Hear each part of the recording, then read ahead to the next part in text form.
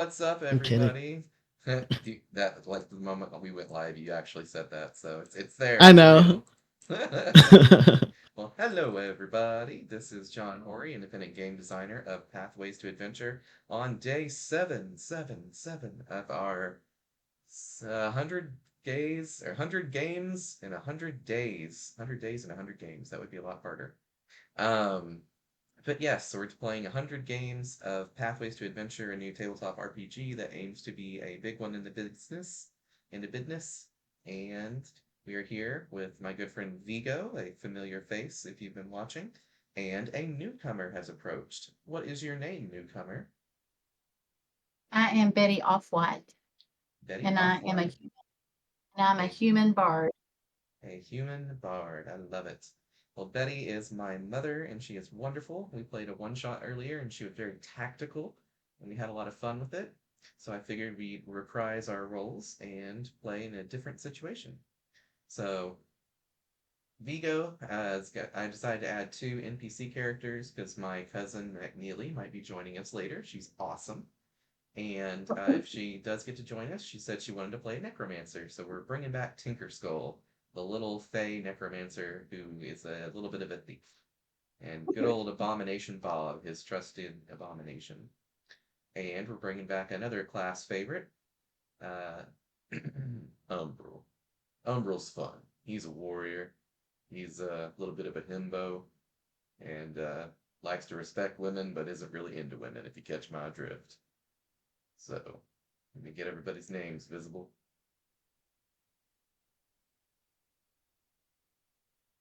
And sometimes Aries likes to pop in, but he's been busy the last few days, I think. School, probably. It's summer. Summer school. I don't know. The worst. Did he ever do summer school in high school? Never. I was a good kid. When I went back to school, I did summer school for. I don't know if you had that makeup program. Um, I forget what it's called now. But when I came back to school, that's what I did. You're just sitting like in detention and you're going through the book and then you pass the class. That's funny. Alrighty, so we've got our four characters plus one Bob Abomination. And I said I was going to make McNeely's character sheet, so I'm going to do that real fast.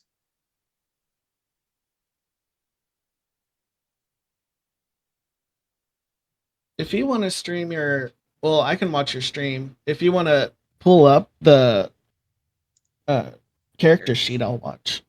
Yeah, Yeah, let me do that real and we'll fast. figure out how you do that. Yeah, it's super easy. I just make a copy of the mock-up. This isn't the good one. I really should get the other one that looks better. But, oh well, this will work for now. Oh, I do want to show a preview of how it's coming along.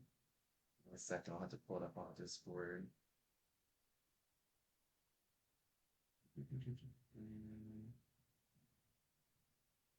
What was her name on that?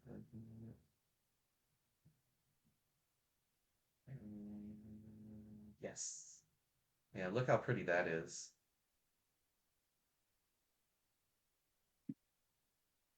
I don't see it yet. Oh, that looks nice. Doesn't it? That's why I'm like gonna pay her a decent little chunk of money because she's been working on this for several days to make it look I exactly like like we it. want it. Yeah, I'm super excited. So, what Uh, is the water drops? Like, those are the aren't they supposed to be stamina. mind, spirit? Okay, Yeah, so it's like sweat. So it's your stamina. You got your mana point in the bottom left, and then you've got your little starburst in the bottom right for the morale point. So yeah, pretty excited. I got the 10 rows for the 10 skills, so we can fit all those in there. And then, well, 30 total skills, 10 on each. And then we just need to finish up the outer parts, and it's a good character sheet to use. And then she's going to make it, what was I going to say? She's going to make it uh, electronic fillable. So people that's can just nice. Yeah, very, very nice. So let me go make McNeely's character sheet real fast.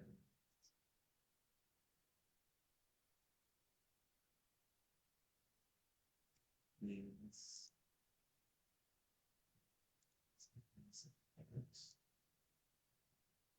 I'm an expert paint user over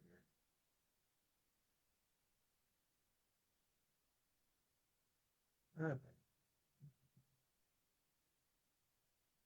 So we got necromancers, two body, one spirit, three mind. Pull the stats because I don't know them by heart.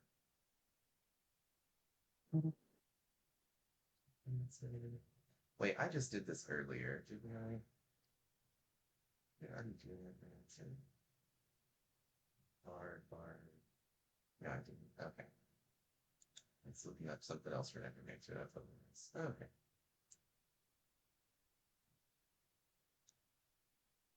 So we got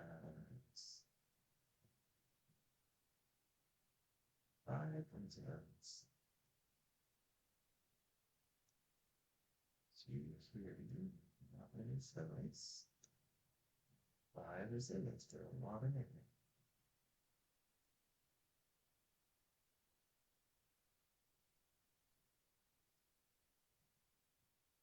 Okay.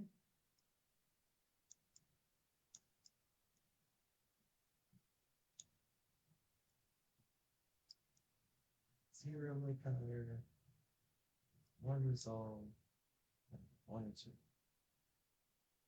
one necromancers are easy to unfortunately become demoralized. I mean, kind of comes with the morbid territory, right?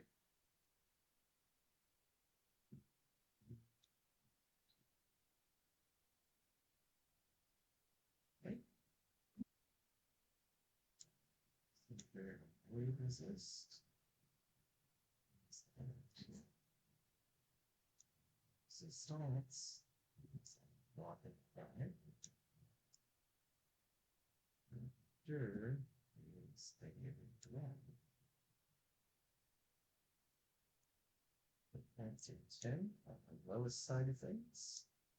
Defense shows 5 on there, but I think that's because I forgot to edit some stuff. I'm gonna put it at 10.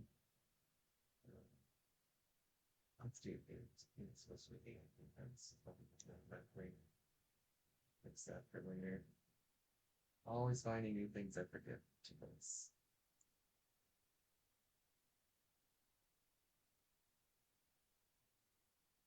Okay.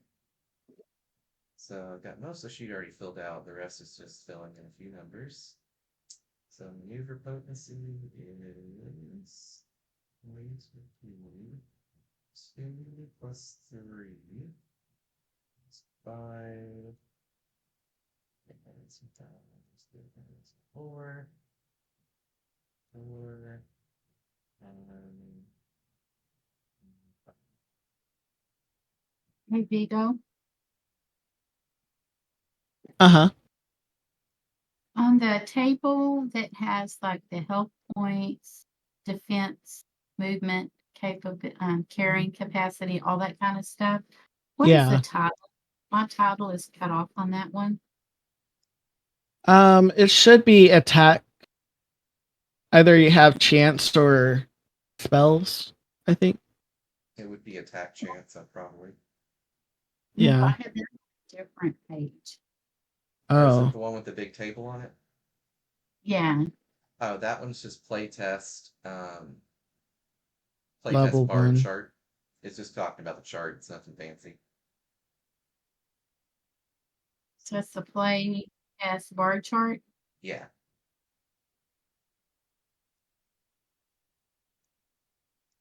The title is cut off, and I just didn't know really what to call it. Yeah. It wasn't anything fancy.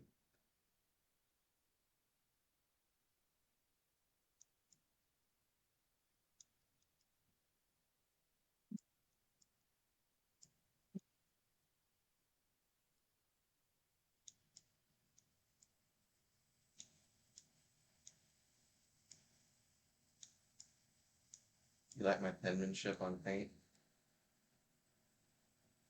I'm You quite what? proud. My penmanship on paint. I'm doing this with a mouse. I don't see what you're doing. Oh, it's on the stream, so it's you don't gotta worry about it. I'm just doing goofy stuff. All right, so she's got 3 endurance, 3 endurance, 5 mana, and 1 little willpower, and 1 little morale point. So everything looks good. We can jump into playing. I just wanted to make sure I had that done for her. Okay, okay. So we need to look at this. Warrior. What's that other one? Okay. I am ready to get going.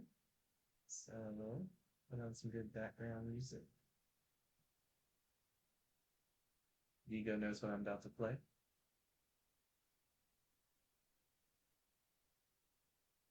I think so.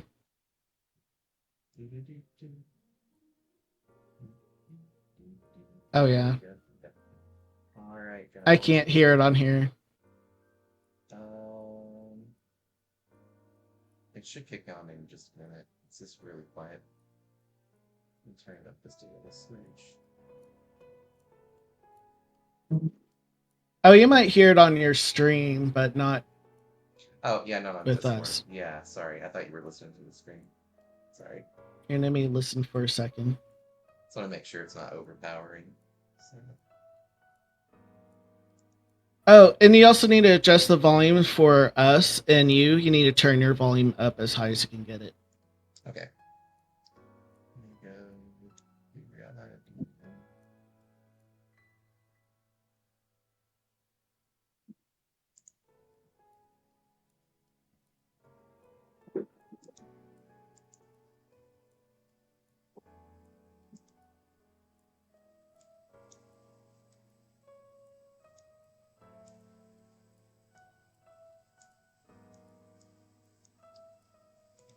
Chat dock. Something screwed up with my chat dock, and it is completely unable to be moved. Chat from Mic audio. OBS. Yep. Alright, so my mic audio, I have it at 400%. I'm gonna double it. Try 600%. Is this any better? You're doing very, very well on my end. Yeah, I we're can hear trying. you. Just, Okay, that's good. Yeah, we're trying to fix it on the stream because for some reason it's quiet on the stream.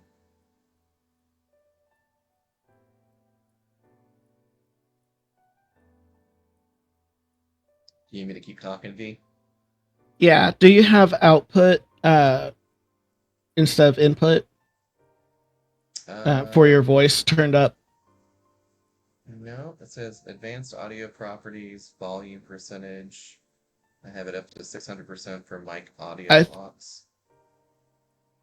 I'm turned up way high up. Like, how high percentage are you? I would say that's probably what you're doing is raising my voice up. Oh, on Discord, maybe. Alright, I got you down to 60%. Let's try now. Okay, let me hear in 20 seconds. Yep, good old string delay.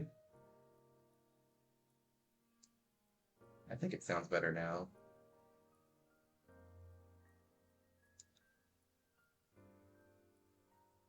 And you're even lower. I'm even lower? How is that possible? Or it's about the same. Yeah, that's just really weird. Huh, I'm not talking quietly for sure. So, oh well, we should probably be able to go on with what we got. So, Yeah, I do have your stream turned down low, so it's probably normal. okay, one would hope. Alrighty then, so we can get started. So, we are in a cave with a river flowing through it. We have been fleeing from something particularly nasty. The scary part is we're not sure what it is because whatever it is has been invisible. It's been stalking us, and it was very large. So we went into this cave system to attempt to avoid whatever this large, assumedly not nice predatory creature is, and we just run into the cave. And that's where we'll start.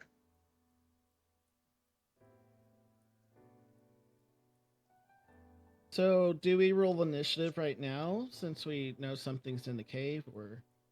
Well, we're not really in combat right yet. We've been fleeing from it, and hopefully it can't reach us where we're currently at. We might want to move a little further Okay. into the cave. Okay. Oh, where you're going? Okay. Yep. Yeah. And I think this is the entrance up there. Yeah, right here where we started at, that's the entrance to the cave. so we're going further in the cave. Yeah.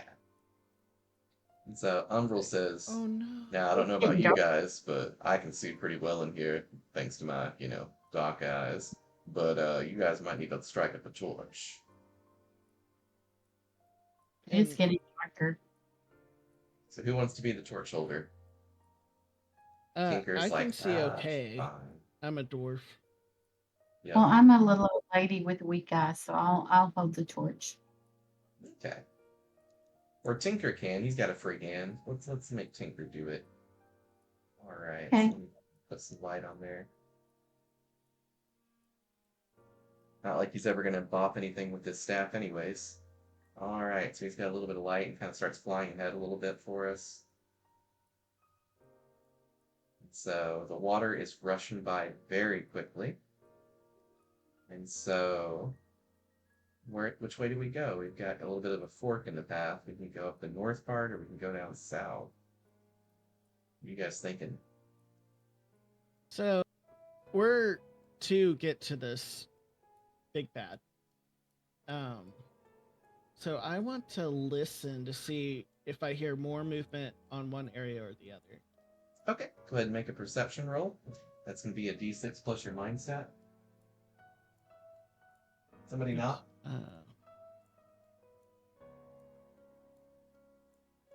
What is it? 1d6 plus. Oh, it's Plus slash one. R. Yep. Plus 1. Oh, syntax error. Oh, it's R slash. Slash R space. Slash R? Yep. 1d6 plus. It says syntax error. So are you doing 1d6 as one word with no spaces? No. Yeah, it needs to be one space. Okay, I'll do that. No spaces. No spaces. There it goes. Okay. Wasn't sure which one to. So I made a 4. Okay. So it is a little difficult to pick out with the rushing water if it's creatures or if it's water droplets or if it's movement. You're just not quite sure. Umbral has really good sight in the dark, and he does not see anything yet over here or out to here. Okay. And he decides to listen in as well.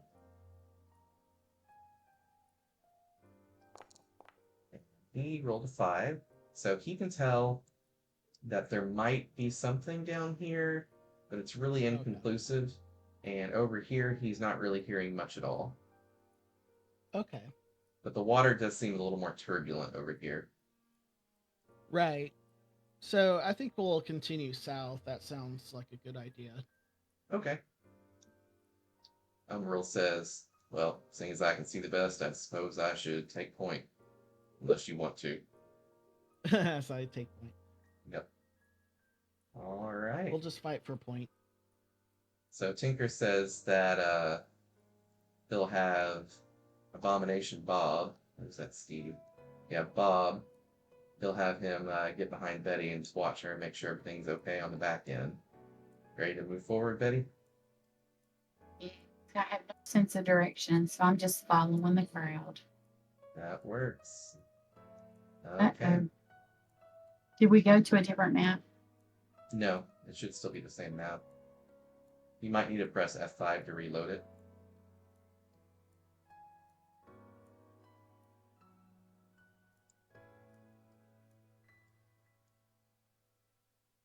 Okay, it shows that you're in here now, so hopefully it'll. I still have a blank screen. Almost there. Okay. Okay, you're back. That's good. Okay. And so Umbral continues to lead us downwards. He does say, mind your step. It's a bit slippery here, and you don't want to fall in those fast moving water down there.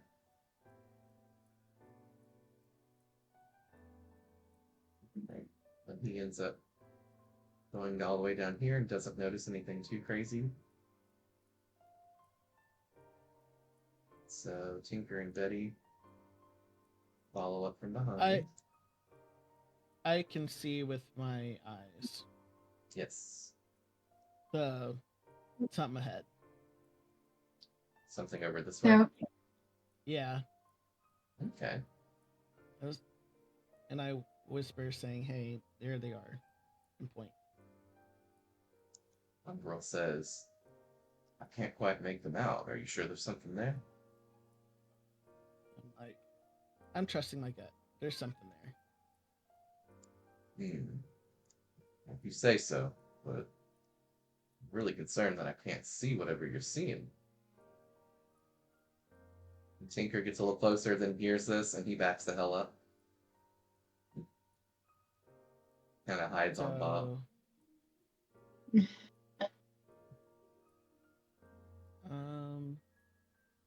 What Well, skills can I do? No time like the present.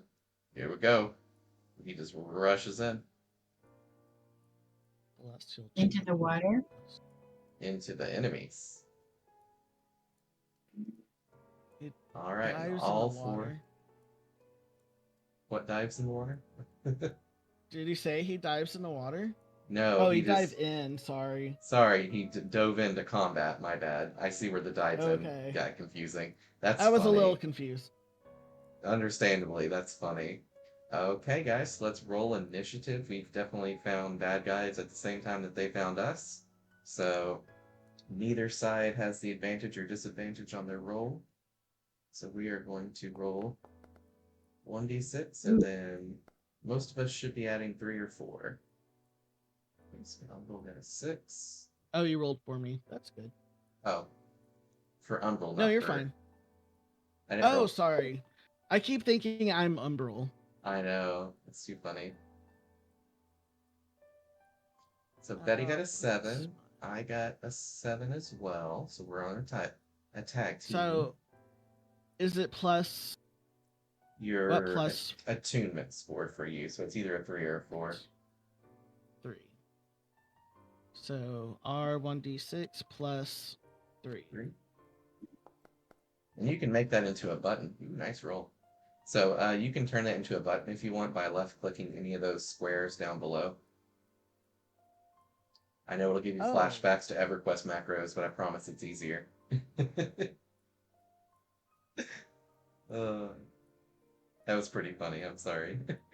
No, it's fine. Okay. But yeah, you can do that, and it saves you a lot of time. So, all right. So for these shadowy creatures,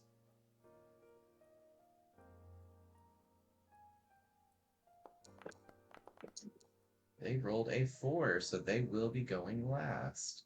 So it is going to be Blunt. I forgot to roll for Abomination Bob and his bro. Okay, he's got a 3, so he also rolled a 7. Alright, so it's going to be Blunt, and then Betty, Bob, and Tinker. Under That's our turn order, everybody. Oh, wait. So Blunt, you see him rush in, and you're like, oh, what do we do with this guy? And you get to go first. Okay, let me figure out what I have. I keep forgetting. what I can do that's helpful. If you have no idea, there's always courage to give him more hit points, health points. I could do that. Is it counsel? Yep. That's what it says, counsel. Well, the skill's Courage. called, Oh, the name is yeah, courage. Okay. Okay, courage. sorry. I'm still figuring that out. It's all good. Yeah, I'll do courage. All right, so you begin Oh to my chant god. your I'm courage. yeah. Trying to imagine what your Cost one courage chant would be. morale. I keep thinking of cheerleaders. I don't what would a dwarven cheerleader say for courage? I don't know. Let's see. Although I don't have it now, a long time later, I'll buy you a row. We'll drink You some know what liquid I got? courage. You know what? You know what I got? What'd you get? I'm banging my mace on my shield in a rhythm, and you start to remember out of character. It's Okay. "We Will Rock You." Yes. Boom, boom, shh. Boom, boom, shh. Yes, That's perfect. I love it. yes. All right, so there we go. So you are preparing to do that. And then Betty, Bob, Umber, and Tinker get to go all at the same time. So, Betty, you're having a little trouble seeing where they are, probably, right? Yeah, of course. Do you want Tinker to go rush up with the torch so he can show you the way? That would be very helpful. Can you do that, Hmm. Tinker? I suppose. You did say there was I'll a lot of them. give you some wine later. That'll work. All right. He says, this is as close as I'm getting. And you can see that there are 4 shadows right there. And he commands Bob to get up here and sprint to rush up to where Umbrel is. Okay. Right there. And Umbrel goes get in between all of them. And says, hey Betty, why don't you play me that one about blowing people up? He said what? Why don't you play me that one about blowing people up with my muscles? The song? Yep.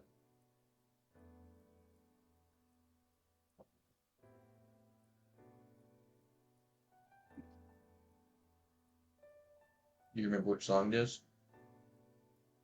You're not talking about Sonic Boom, No, not that one. are That would you? kill everybody. Well, that's why I didn't think that sounded right. No.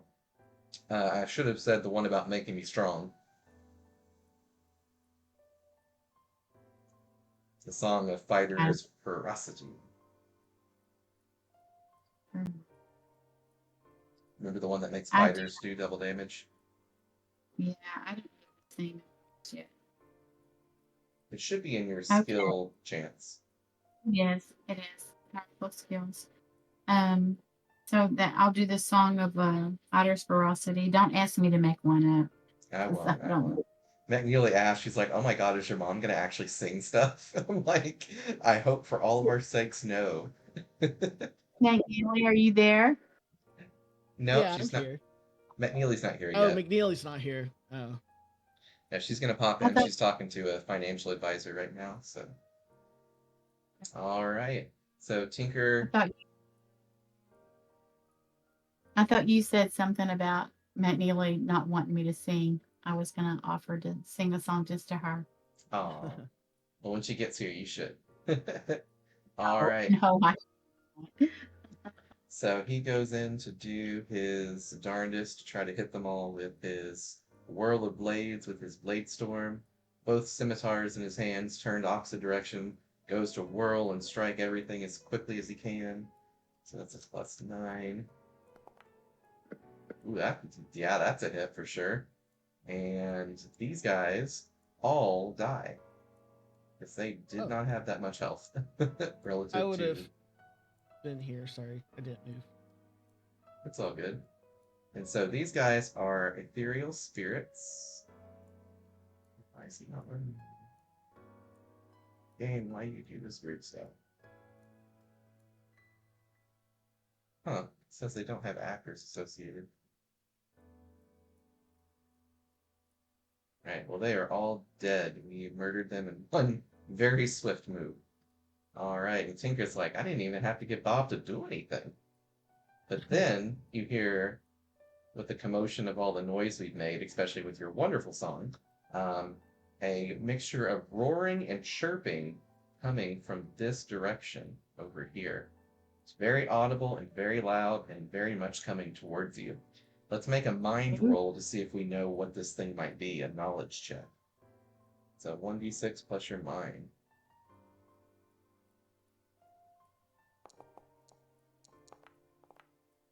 Oh, So Betty knows what it is. Let's see. He probably knows. That's oh, 7. Oh, that's supposed to be a plus 3.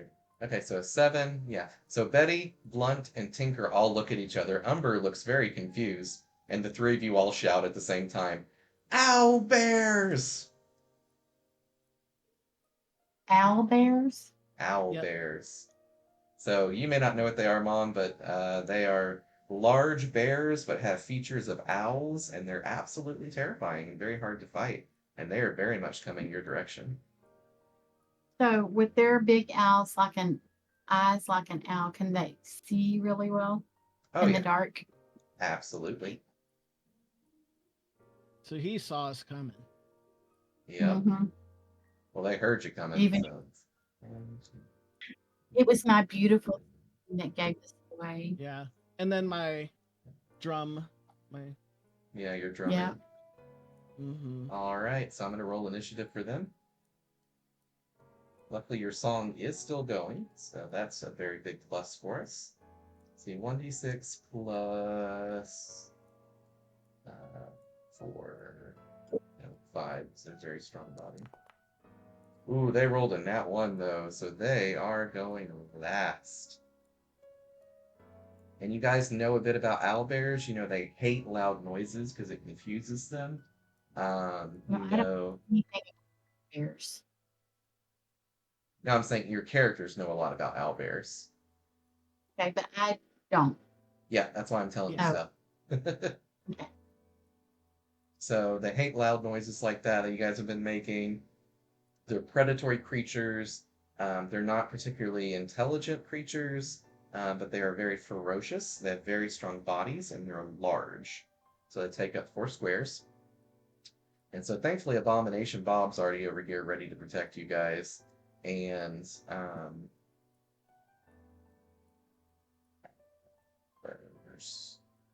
all right. And so I need to sneeze. 1 sec. Sorry. Um, nope. I'm okay. So the owlbears have approached. They're right here.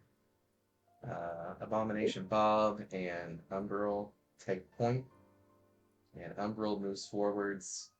Or sorry, Blunt, you're actually up first. My bad. Okay. Yeah. So I line up where Abomination. No. I wonder if I can get here and attack this guy. Yeah, you certainly can. Okay. In my You're previous turn, it still gave points to Umbral, right? Yep, Umbrel is very tanky now. He's got 21, no, sorry, 31 hit points.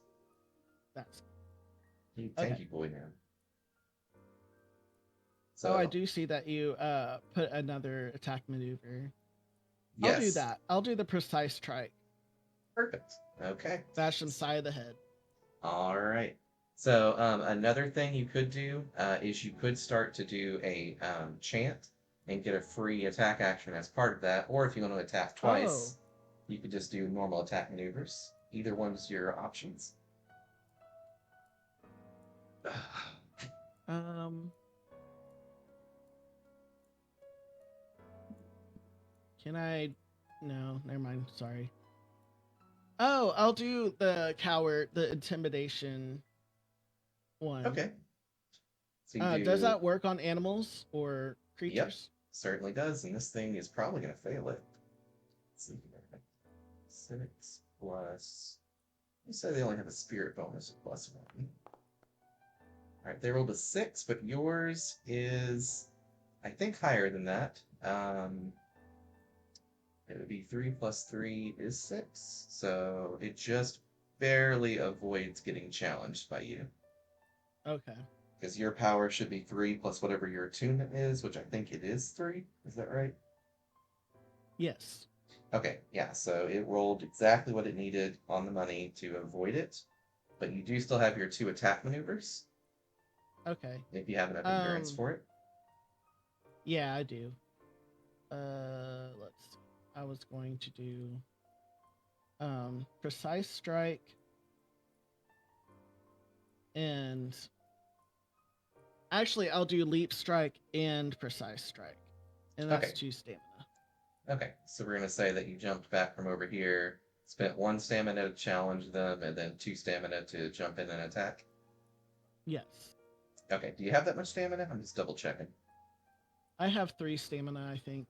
Okay, do remember if you run out of stamina, you do become exhausted. Yeah.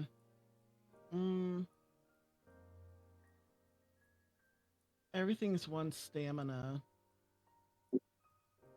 You might just want to attack once. That'd probably Yeah, be that's my what I'm recommendation. thinking. Yeah, so you just Yeah, rush okay. So forward. I'll do precise strike. Okay, so that's going to be And your that's a plus 10. 10 plus 2 more for your body stat. Okay, So a nice so plus 12 to hit. roll 1d6 plus 10 plus, you said 2 Yes. for a body. Yes, sir. Copy that. Make that a macro. Ooh, it's a Oh, 1. That's a rough time. 13. Yeah, it is. So, unfortunately, with the nat 1, you will fail. And so you go to precise strike and you accidentally hit the wall instead, because it's kind of like in between you and the owlbear a little bit there. So it was a good Yeah. attempt, but unfortunately, the terrain got the better of you. And so now it is time for Betty, Bob, and Umber to do a team up round. And Betty's got the song going, and looks like we've got them nice and walled off. So Umbrel comes in, gets right between both of them right here, and does another whirl of blades, trying to do as much damage as he can. So yeah, it's +9. I don't think he's gonna. Oh no, Oh, the nat no. ones tonight. So he starts going to whirl around, and one of the beaks of the owlbears catches his blade and stops him mid momentum, and he's like, "Oh, I was not seeing that coming." And then he decides to go ahead and dual strike this owlbear right here. All right, that's certainly a hit with a 12. So he does 2 bodies, so 6 plus 9 damage is 15 damage to the owlbear. Okay. And he's going to hold his position right here just to help keep these things at bay. And Tinker says, "Hey, Betty, you got 2 people lined up just waiting to get blasted. I think that's a good idea, don't you?" Yes, I do. All Um, right. I'll help hold him off with Bob, and we should get this nice and wrapped up, I believe. I'm going to summon a Bone Storm. I've been wanting to use this one. So he spends 2 Some of mana. what? A Bone Storm.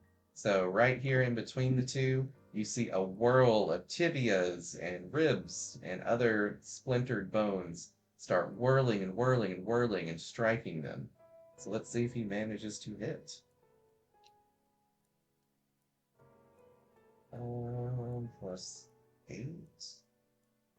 No, it's actually only +7. Let's see if this hits. It's a crit, baby. All right, so let me go see how much damage that one does, because it's good, but I can't quite remember exactly how much damage. That's on the other screen.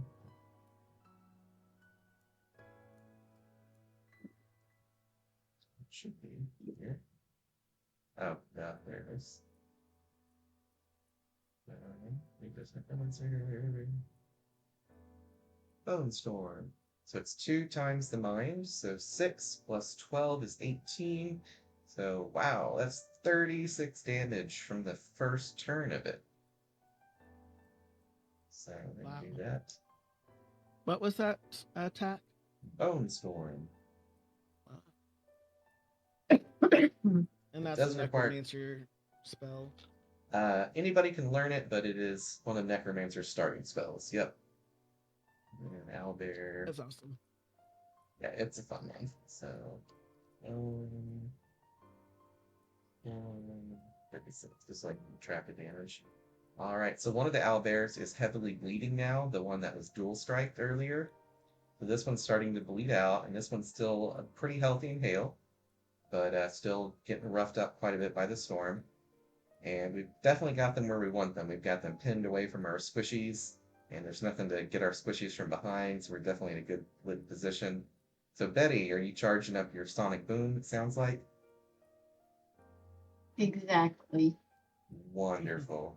We've got our I've tactics been down. waiting. I have been waiting to do that. Awesome sauce. Alrighty, so now the owlbears get to go next, and they are pretty tough. So let's see what they can pull off.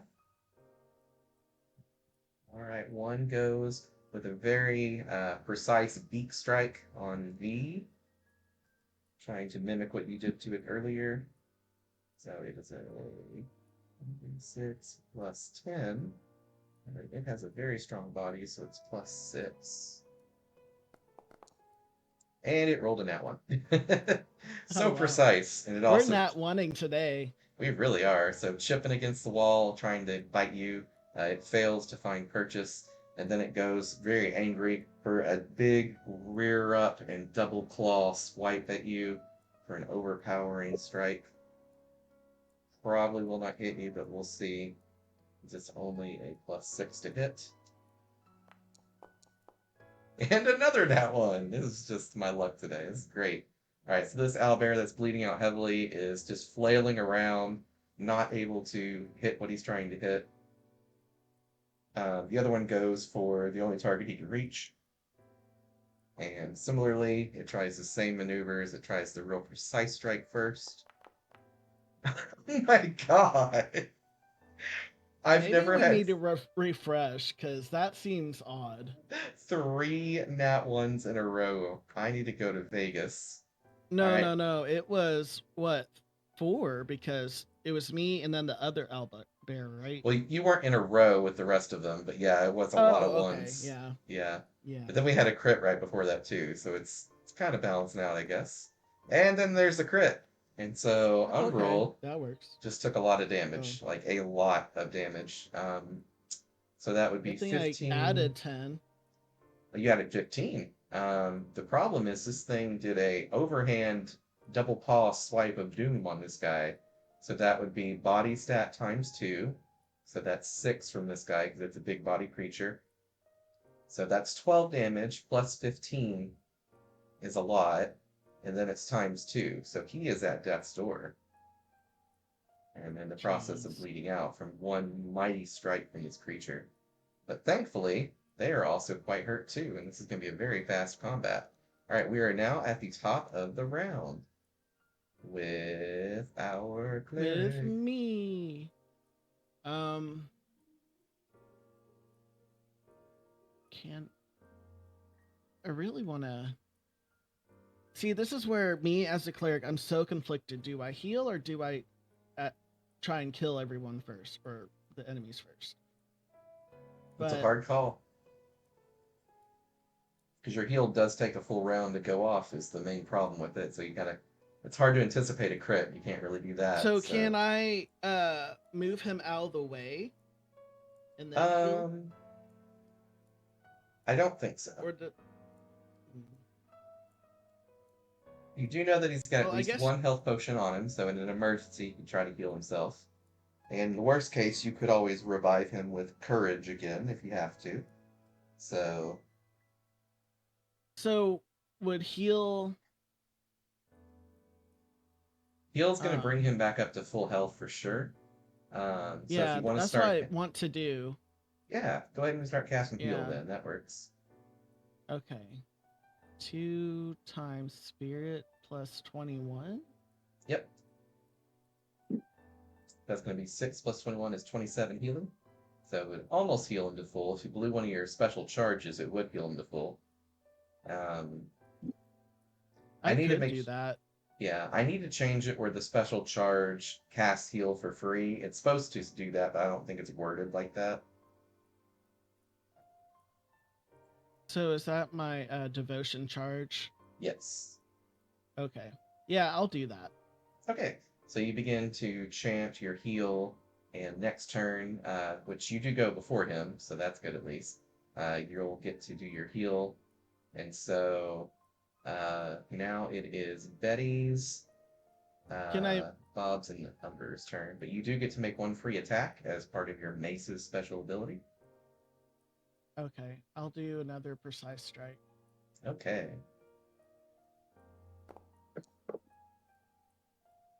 14. That'll hit. So that's going to be 2 plus 6 is 8 damage to the Burb Bear. The Burb is, I believe, let me do the math here. 36 plus 15 is 51 plus 8 is barely hanging in there to the tune of 1 hit point, 1 health point. They have 59 health points. So we're going to go ahead and say this one is unconscious because that's close enough for me. Um, Yeah. and so this one is in the process of dying at death's door, as is Umber. And Betty. Betty and Tinker, it's your guys' turn up. So Tinker is maintaining concentration on his Bone Storm, which does attack now. And so as long as it hits, since it's a plus 9, then it's certainly going to kill that one. Yep, it hits. And so this one takes another, let's see, 18? I believe it's 18 damage. So this one would be knocked unconscious now, or not unconscious, but into death's door. And then this one has taken 36 plus 18 is 50 something damage, so it's almost gone. But Betty, I believe you were preparing something last turn, weren't you? I was. I'm gonna do the sonic boom. Sonic Boom, roll that attack. I believe you finished him off. That's the plan. Except you rolled a Oh, nat 1. Oh, that's unfortunate. So your chant messes up. It doesn't consume a morale point since it messed up, but it does unfortunately not complete correctly. You were playing your song and you missed a string here and there, and you got a little flustered and it didn't quite well, finish. it was echoing off the cable, and I got Exactly. mixed. Yeah, you get your tempo mixed up. So Mhm. Tinker says, "All right, I'm gonna try to siphon some life to our boy over there. Let's get a little mojo going and pazzow." All right, 1d6 plus 12. It's a very accurate attack. And it does. It siphons 9 plus 3 is 12 hit points, so it recovers your boy over here to 6 hit points and is enough to lay this one low. And they are now bleeding out. And we can let them die or we can finish them off mercifully. What do we want to do?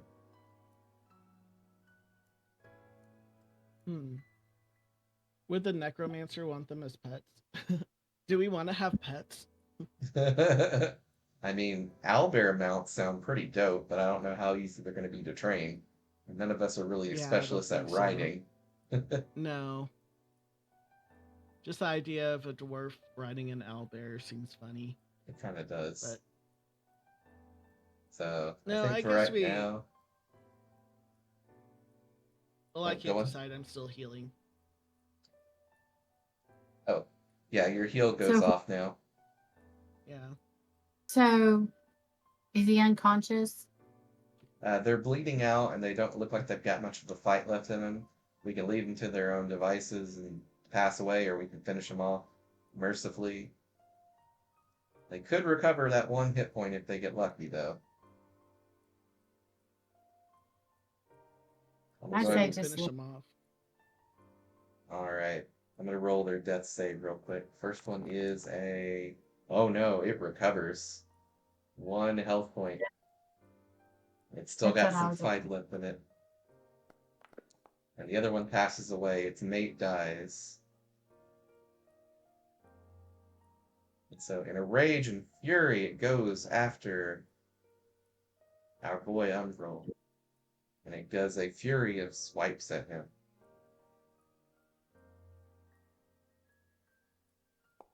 Please roll a 6. Alright, and none of them land. It goes for one powerful overhand swing.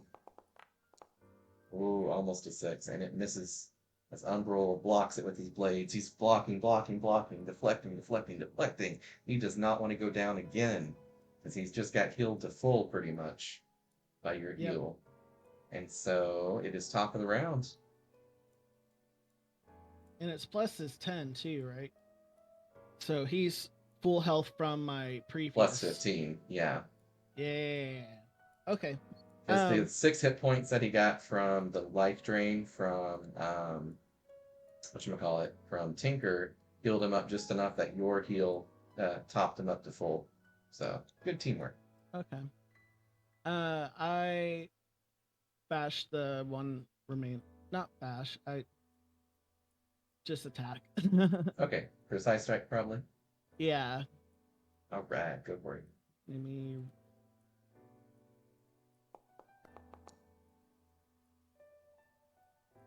Okay, so 4. that will certainly hit, and that's enough to knock him unconscious again for your first strike. And your second strike, I'm gonna try to take him out. Yeah. Oh no! Duh. Can't even hit a broadside of a dying owlbear. I'm never gonna let you forget that one, Blunt. I just have the idea that I'm so flustered that our uh guy got hit and died that I just couldn't handle it. You couldn't And handle I it. just start flailing with the. That's great. So, Umbral walks up and says, "Let me show you how it's done there, Chief." It's gonna roll a 1d6 because he's gonna hit no matter what. Yep. Alright, so again, that thing has to make a death save. If it's a 2 or lower, he's dead. It's a 6 and he's back up. He is refusing to go down, folks. This bear, this owl, is angry. Too angry to die. Alright, so he goes to strike again. He's like, "Some bitch, I Oh said wait, you you missed stay Betty. down." Well, no, we're still on the same shared turn. So she can do stuff too. Oh. Yeah, we're on the team up round. And so Umbral is just deciding he's trying to just finish this thing off, so he goes for a flurry of attacks.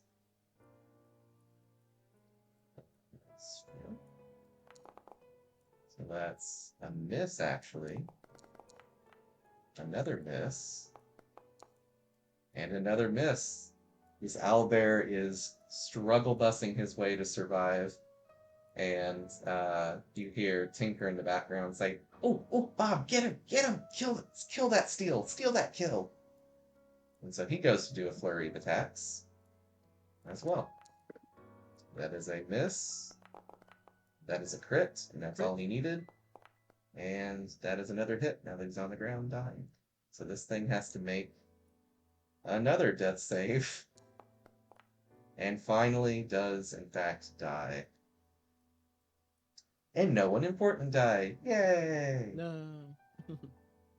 That was a pretty good fight. You guys used barely any resources and came out well on top of things. That was really awesome. Yep.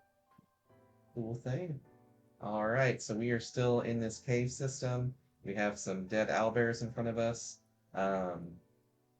Umbral says he sees something down this direction that we might want to go check out, since the bears are now dead skis. Sure.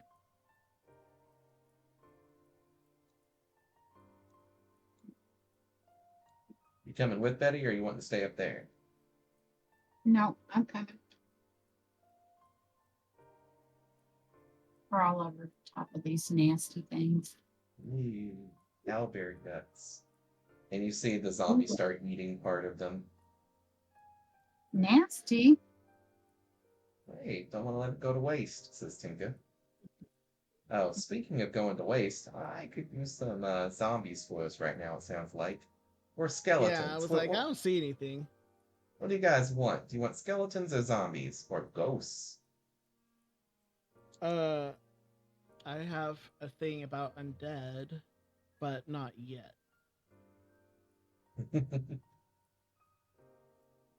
How about we make some spooks? Kaboosh, kaboosh. Alright, we've got two ghosts with us now, along with his faithful servant. Abomination Bob looks a little jealous. He thought he was only best boy, now he has to share the limelight with two other spooks. Mm-hmm. Alright, and so the ghosts start chirping like owlbears, because their spirits are owlbear They're the spirits. ghosts of the owlbears. Yup. Hey, I never said I was a good necromancer. That was your assumption. Alright, So so those look. are the two that just died. Yep, he Wow. blew two of his grave charges to summon two undead spooks and spooky ghosts. Oh, he's doing that for us. Hmm. Cool. He's like, all right, you guys, go watch the. You three, go watch the entrance. Mm. I can't unselect.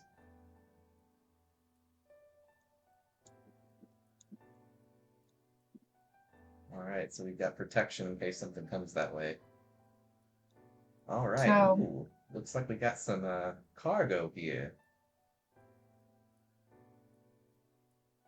is Looks like a this lot like of a enemies. looks like a feeding ground? Yeah, it looks like the nest of the Cargo here. owlbears. Anything fun looking? Yeah, so you see that there are multiple chests that have been broken into, scavenge for food, but it looks like the owlbears might have left other things in there. Go ahead and just make a quick investigation roll. It's your mind stat plus d6. 1d6 plus. Oh,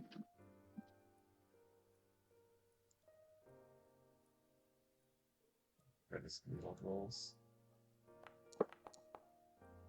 Oh, Ooh, that's a good I roll. crit. You did. All right, and lastly, Tinker's gonna roll. Okay. Yeah, so you and Tinker rolled the best, it looks like. And so you find several rubies, some sapphires, and you look in one corner, very, very hard to find, you find a very rare diamond. And so all of that totals to at least 2,000 gold. Nice. so why did the owlbears leave them behind? Because they don't care about shiny rocks, they wanted the food. Okay, makes sense. Yeah. I think I want to take all of it. And that was just in one crate, right? That was looking through all the crates. Okay. So I guess we split it up. Yeah. So 500 each. 500 each once we get to a merchant we can sell them to. Yeah. All right. So you do hear some weird noises coming from this direction as something has approached our undead barricade of buddies.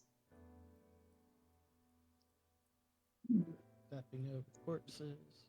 Okay, let me pull something out real quick.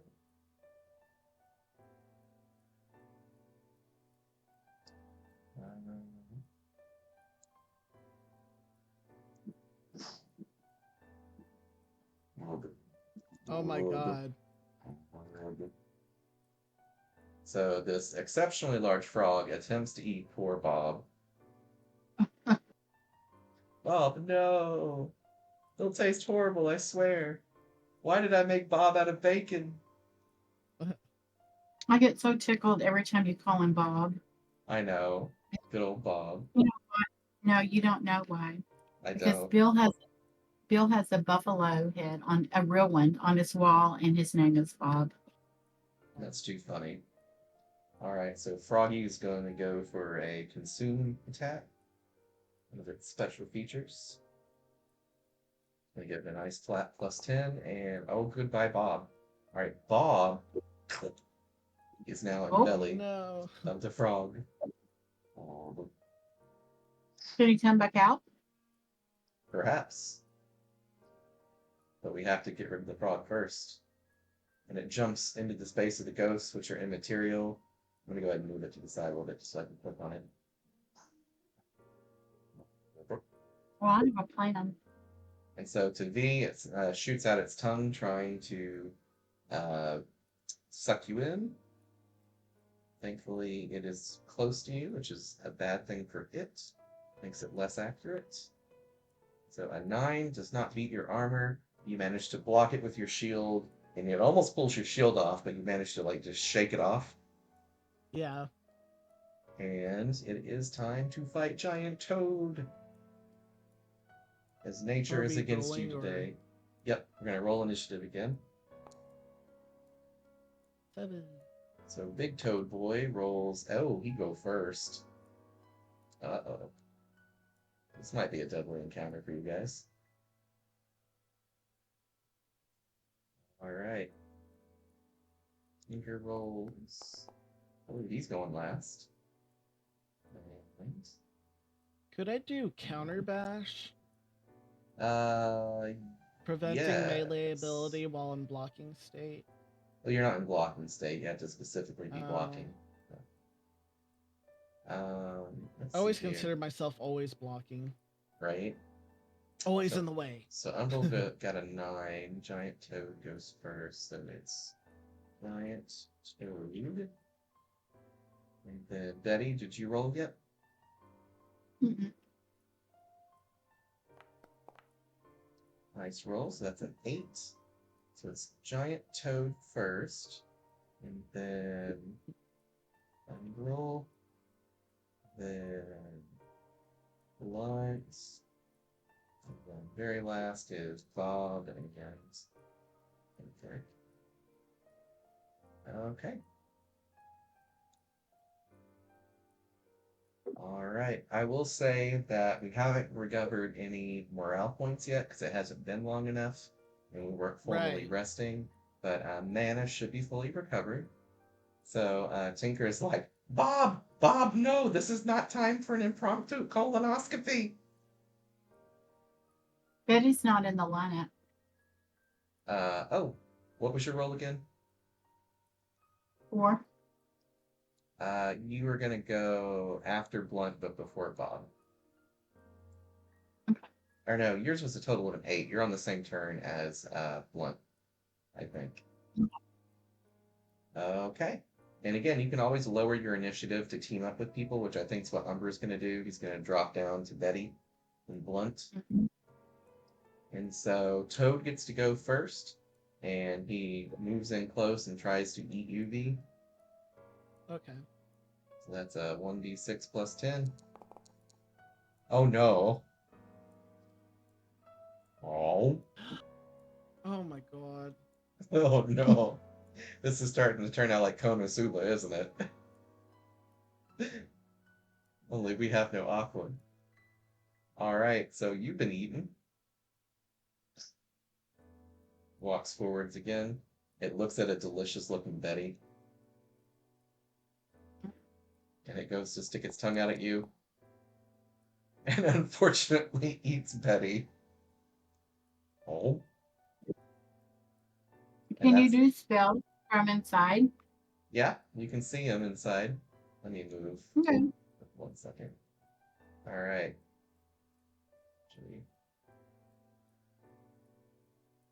Okay.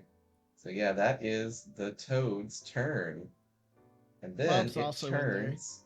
Yeah. Trying to stack everybody in. It's getting quite crowded in that stomach.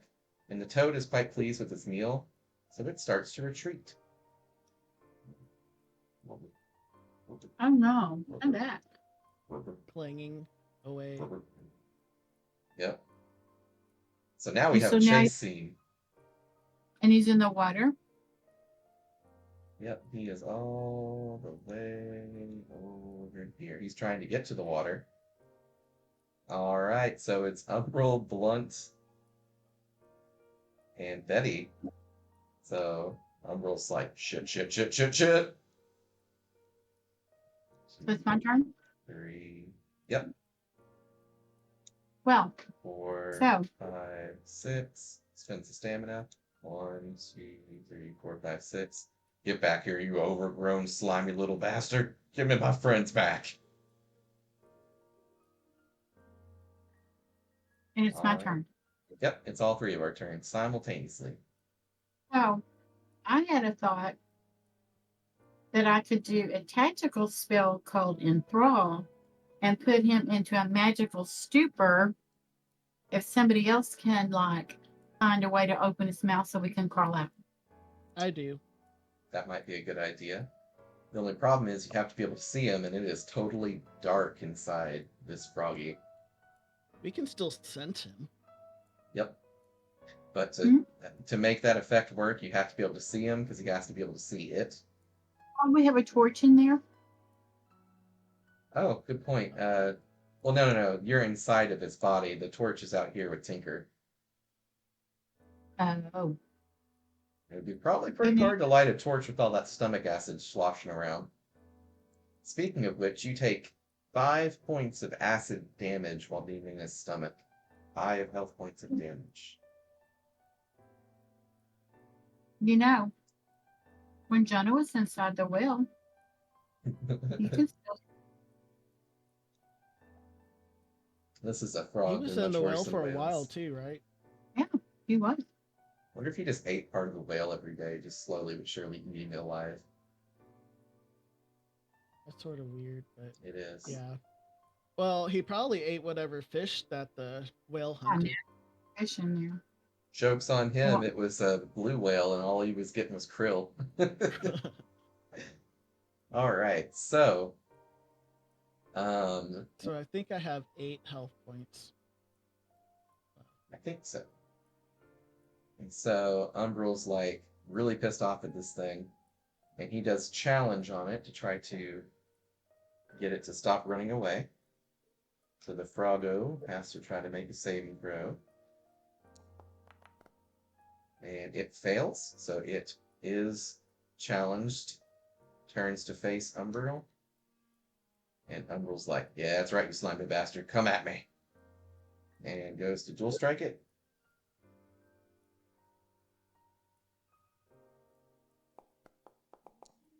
And does manage to hit. So this thing takes,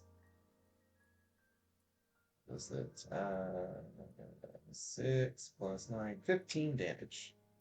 Vicious dual strike. so let me clarify. I was not able to do my enthrall. Yes, All right. because of the circumstances, you cannot enthrall it. You could try poking it with your rapier, probably, or start a chant. That might do something. But with enthrall Mhm. specifically, you have to be able to see the target. And since you're I inside see. total darkness, I don't have any defense yet for that one, so that's why I didn't know. yeah, no, it's all good. And so that is Umbral's first attack. He's used 1 stamina, 2 stamina. Time for 3 stamina. He goes for a powerful flurry of attacks. Trying to slit this thing open so you guys can crawl out. That's fair. The first one does not connect. Makes a nat 1. And another nat 1, because my luck sucks today. Alright, so Umbral, unfortunately, this frog is very well aware of his presence and is not about to go down without a fight. And so now, the fun part, it is whatchamacallit's turn. Tinker's turn. So Tinker's like, check, check, check, check, check. Check, check, check, check, check, check, check. Ghost, spook the hell out of this thing. So the haunts fly over. And they use the haunt maneuver on this toad. The toad has to make a very poor roll for its particular type. And fails both rolls, And guess what? It becomes demoralized, meaning it is frightened, has to run away, and it pukes up its guts so it can run faster. Rubber, rubber, rubber, rubber, rubber, rubber. That is true. And you hear a big splash in the water as the toad is trying its best to get away. So does he spit us out when that happens? He does. So it is. Um, let's Ooh, see here. nasty. Yeah, you guys are just all flung in different directions here, covered in toad slime. And we can still try to finish it off because it is the top of round 2 where Umbral gets to go first. And he's like, "Get back here, you slimy son of a I think bitch. we We're need to not take done a with this break yet." I know. because I'm almost exhausted, and I was going to actually exhaust myself by bashing it in the brain. Well, you recover 1 stamina every turn. Okay. Okay. And so, Now I sorry, go on. now that we're out on the ground and I can see him, I can now do enthrall, which puts him into a magical stupor, and it will make him harder. It will make it harder for him to get away. That's very true. Umbral says, "As soon as I get done shooting him, you go for the, what would you call your maneuver? Your sleepy magic. Your bewitching wiles. There we go. Your bewitching wiles." All right, so he pulls back his longbow and goes for a big, powerful, inaccurate full draw attack and just barely hits him for a lot of damage. So we already took 15 damage earlier, and now this one is 15 plus double body, so that is 21 piercing damage from the longbow. So this toad is bleeding out heavily. It's barely hanging in there. You might even be able to finish it off if you want, Betty.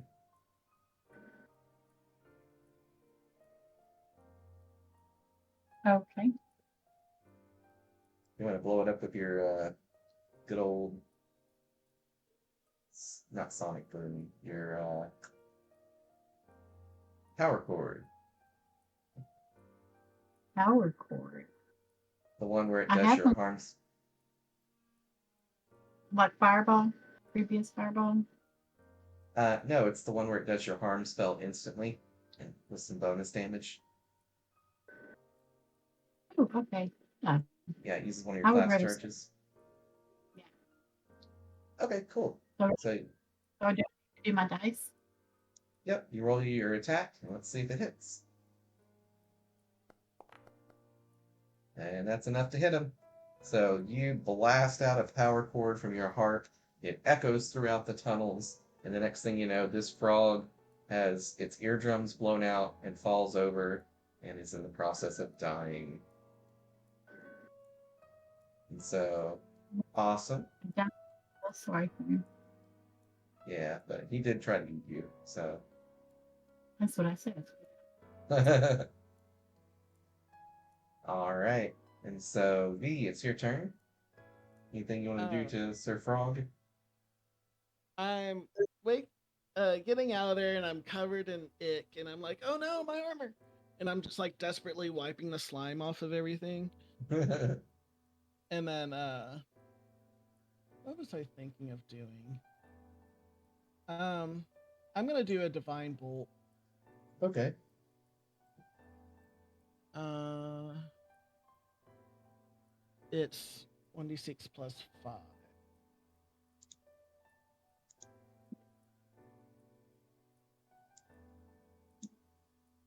One d6 plus 5. Oops. So 8. Okay.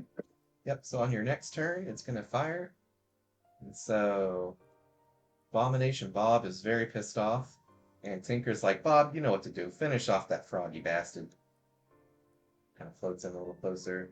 He goes behind him and goes for a backstab. As long as he doesn't roll a nat 1. Ooh, it's a crit. So this thing's definitely hopefully going down. So 1d6 death save for Froggy. He's barely hanging in there. And so Bob goes for a flurry of attacks. And Froggy dies. So you don't need to waste your Divine Bolt. You can cancel it. And the frog Yeah, is cancel it. no more.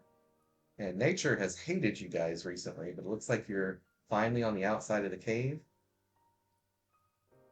Yep. Ah, I see fresh air and greenery and not an animal in sight. Hallelujah. Can I detect to see if there's anything in the water? Because I want to like rinse off my Oh, uh, sure. So stuff. it's actually very clear and visible that there's nothing in the water. It's beautiful, uh, pristine, clear water that you're about to get toad muck in. The toad did poop himself, so the water's a little murky right near the toad. Yeah, I'll move away and like clean Okay. Bob pirouettes and jumps in and does a perfect swan dive. Getting a lot of mileage out of Bob. I'm glad he's a character, even though he's just a minion. right there. Yeah. Isn't the effect like 3 days or something 3 days for. for Bob to be a Bob? Because isn't it like wasn't he an enemy that got transformed by somebody? No, no.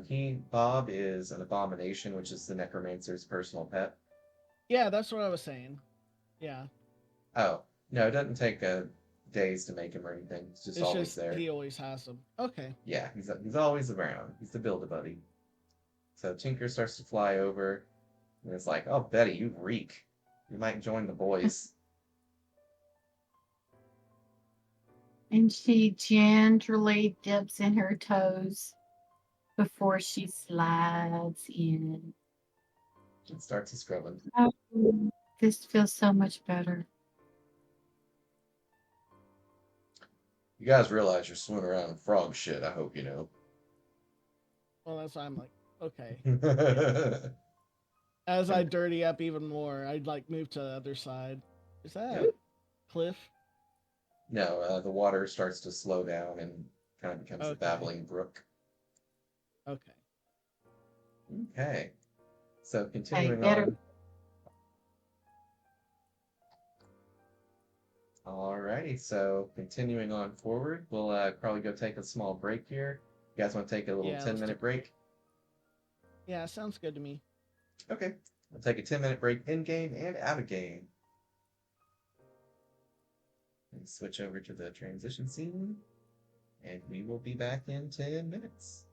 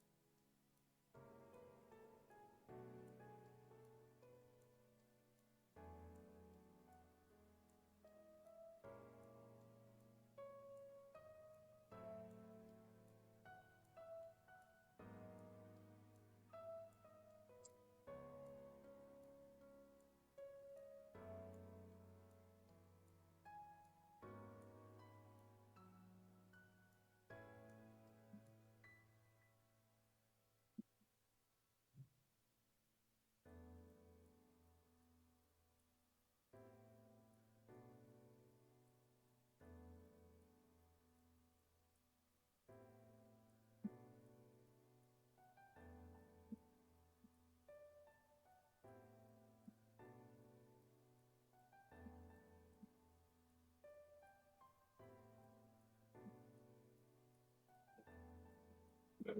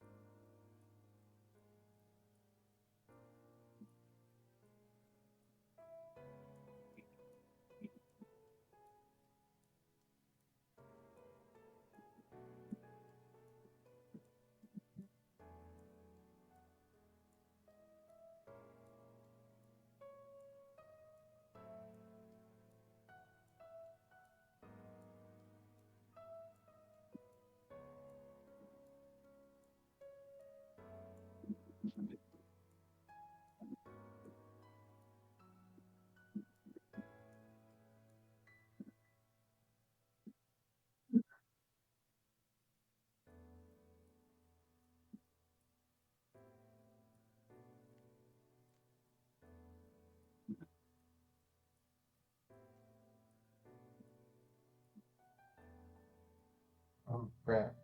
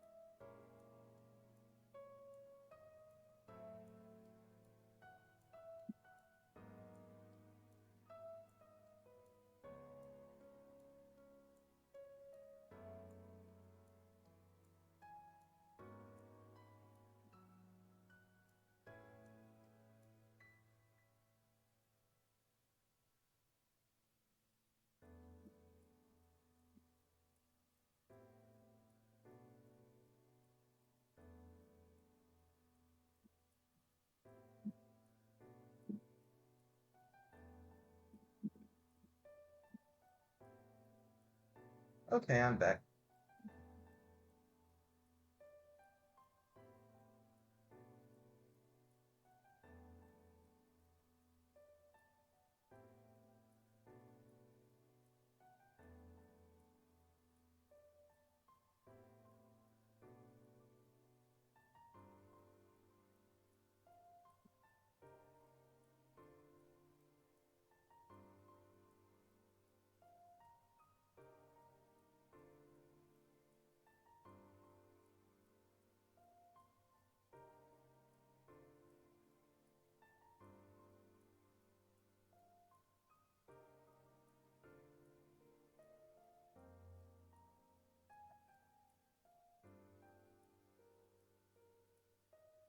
Okay, I'm back.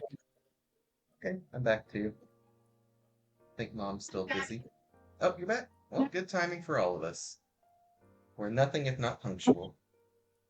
I was just waiting for everyone else to get back. Ah, okay.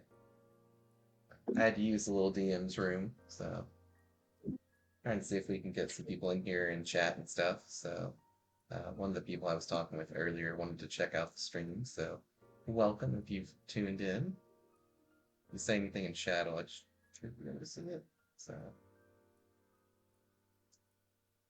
but yeah, so we've fought through 3 very quick, very deadly encounters. We've been attacked by 4 shadows that got wiped out in 1 turn by 1 move. Hey, welcome.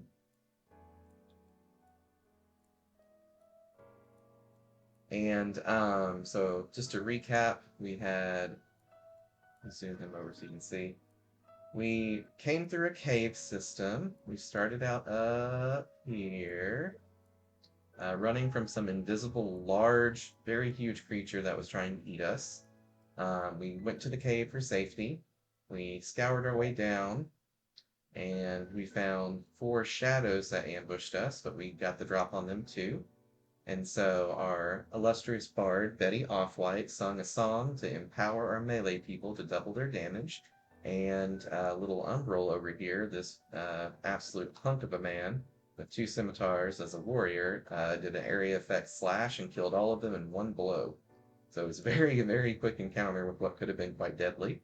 And then that made a bunch of noise, and so 2 owlbears came from their cave over here, their nest, and started to attack us. But we had a nice front line of an abomination necromancer pet, Umbral, and Blunt Force, our cleric. We all blocked it off so that they couldn't get to our squishy people.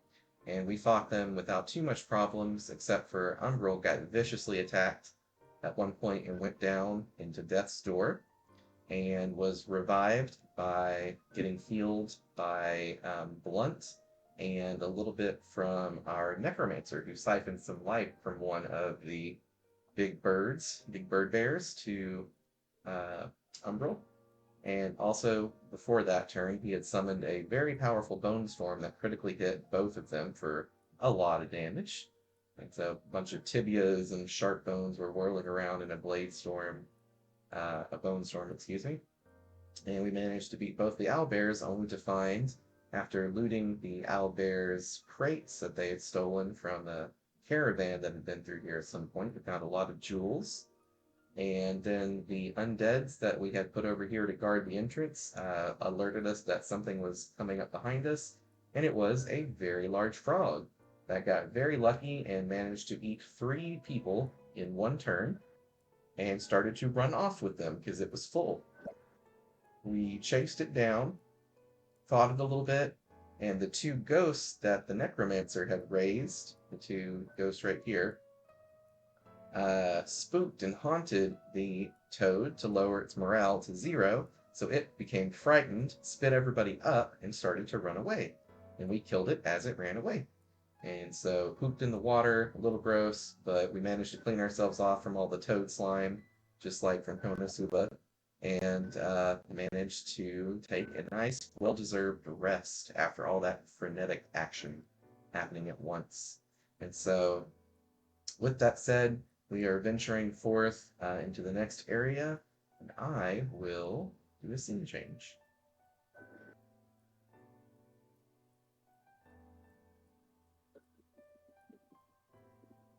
Alrighty, so we got Betty, we got Blunt,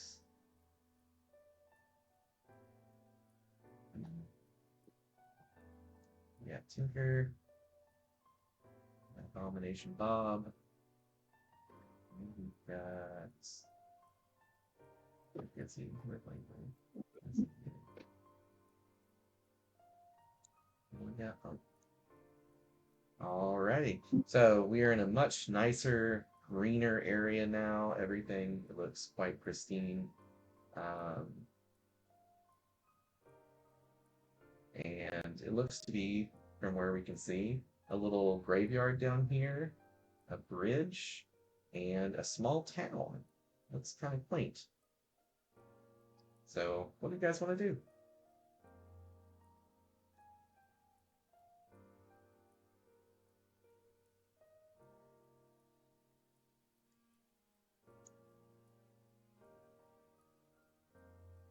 Can you guys hear me? Yeah, I go was sorry. I was Let's muted. Oh, okay. let's go exploring. Okay. All right. So I'll What is let it? you guys take the lead and decide which way to go and what to look at.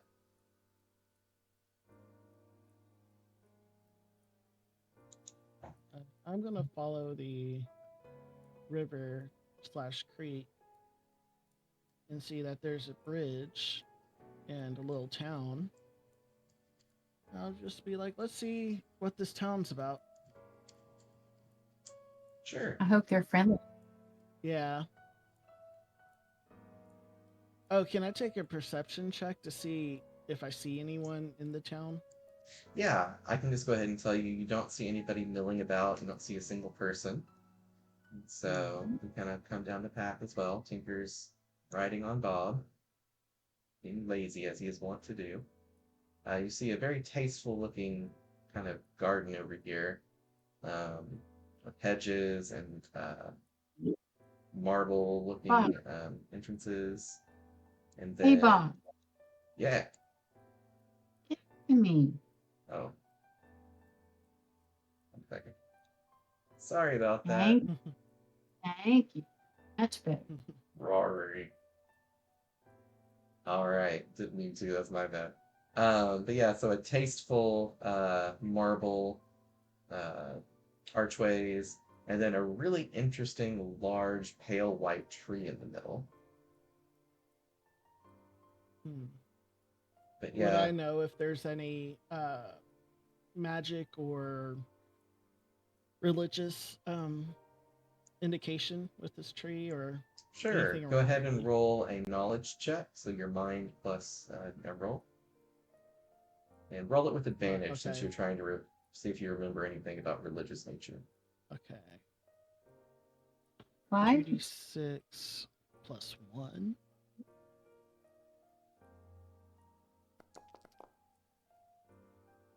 So 5 plus 1 is 6. 6. Okay. So yes, you do understand that this clearly was built with some reverence for the tree in the middle. You're not sure if it's a particular religion or if it's a druidic thing, but it definitely has some spiritual significance. You can kind of feel spiritual energy coming off the tree. Okay.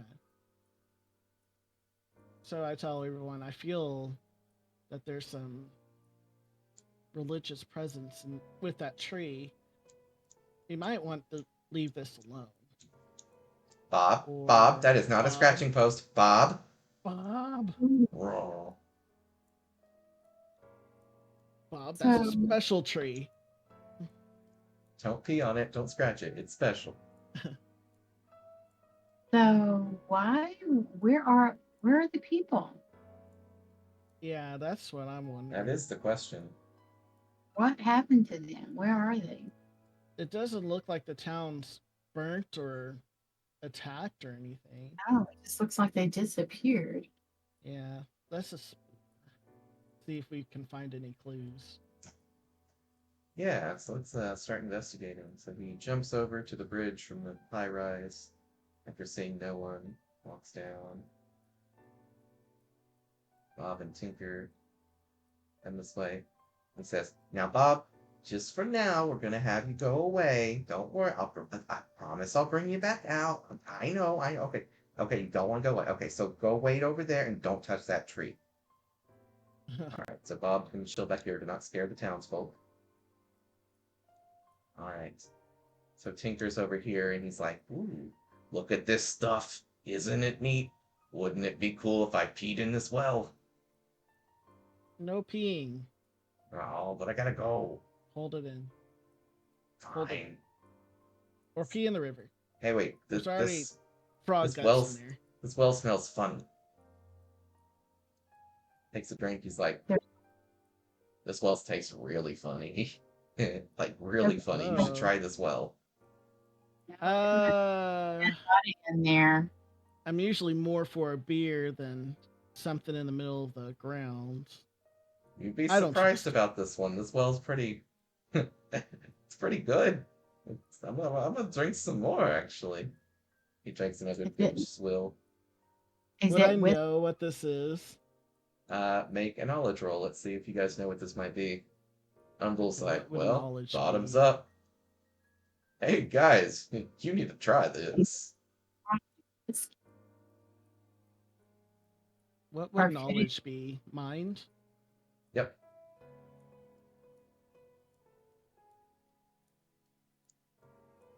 or could it be wine? Could be wine. So close. You're still not sure, but do you take a drink? I'll take the tiniest sip. Okay. You really want to drink more after taking a sip. You feel just a little good. Kind of chill. Okay. Okay, I'll take a big swig of it then. All Hey, right. was You I supposed? feel. Oh yeah. If you want to roll, Betty, it's just your mind stat plus a roll.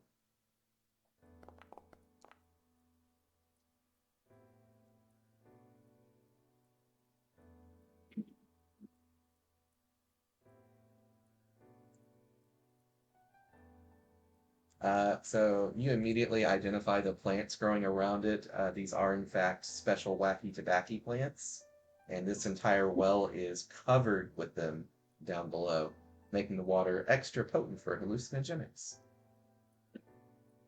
Hmm.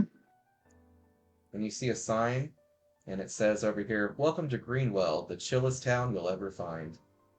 Mm. Maybe it's a town of tree huggers. I mean, they do venerate a tree, says They Tinker. really do. Maybe they do hug that tree.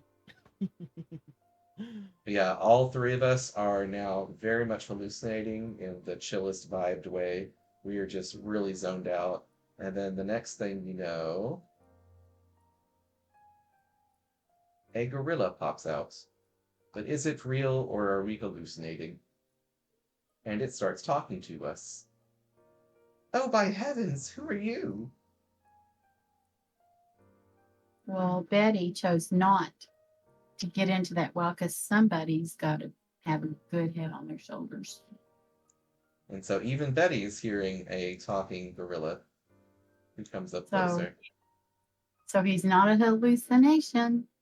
No, it's, Not to she's you, anyway. certainly. I My name's Abigail the Eighth, and I see you've partaken of our special water. don't think that's water, ma'am. Oh no, it's certainly water. It's just water of our special well. We Pretty use it tasty. for religious ceremonies, and otherwise we boil the water to make sure it doesn't have its religious effects on us. Well, I'm feeling God right now. Yeah, I'm starting to see what you holy rollers are talking about, says Umbral. And Tinker's like, yeah, we used to have this stuff all the time in the Feywild where I'm from. Oh, the parties, let me tell you. Oh, well, I'm starting to feel a little less lightheaded now. And it starts to wear off after a little bit. And about 5 minutes later, you guys are back to your senses. But you're still wondering why the heck there is an ape talking to you. Yeah. So now that I realize this ape is still here as I'm sobering up, just be like, so why are you an ape? Racist. Okay, let me pop out the other animals. Why are you look like that? So it's hard to tell, but there's a cat there, there's an owl there, an ape here, and a pair of wolves up here. And Are so you they're all just kind of staring at you a little bit agawk, being like, "Oh, well," says Abigail, "we haven't seen proper humanoid people in years. A darn near decade, even. Why, little Layla the cat over there wasn't even born yet." I just go over to try and pet the kitty. Easy pass. That kitty is He's like, 100% letting you do kitty. it. Kitty's Oh, 100% on board with this. And oh Layla's okay. like, right there, tip of the tail, the base. Yes, right there. Oh yeah, that's the spot. And so the owl flutters over to Betty and lands on your shoulder. Careful not to dig in too much to your shoulder tissues. And Abigail comes over and checks out Tinker. And she says, "Now, this one is the smallest little humanoid I've ever seen. How do you do?" The wolves come up to Umber and he starts giving them scritches. They start shaking their leg. Everything's going good. And the wolves introduce themselves as Wilma and William Wolf. And so the owl introduces himself as Oliver Owl. And then we've got, oh yeah, no, her name was Katniss. That's right, Katniss. Katniss. We, Katniss. we got we got Katniss over here. And then we got Abigail Ape. And yep, that's all their names. It took me a while to remember them. We used these guys a long time ago, didn't we, V? Yeah. I think it's been a year now. So, It's been almost, yeah. yeah.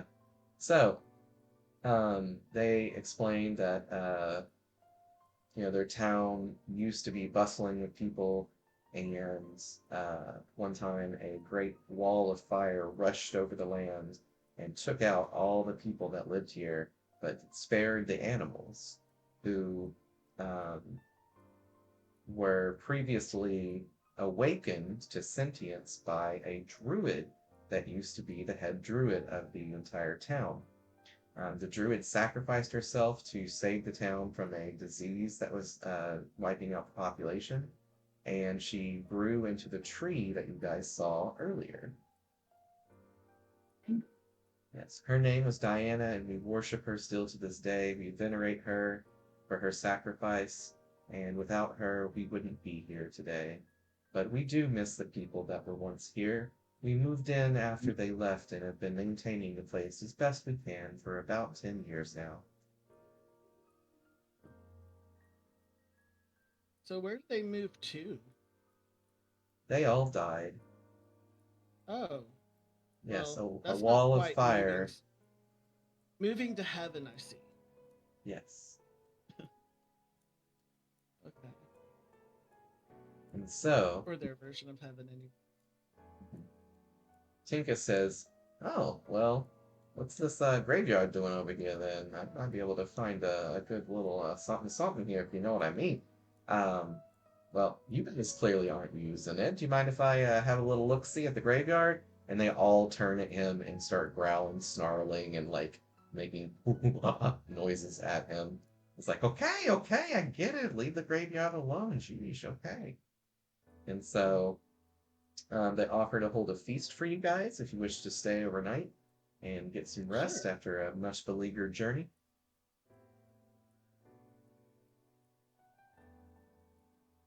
All right. Sounds good to me. That sound like a good plan? Yeah.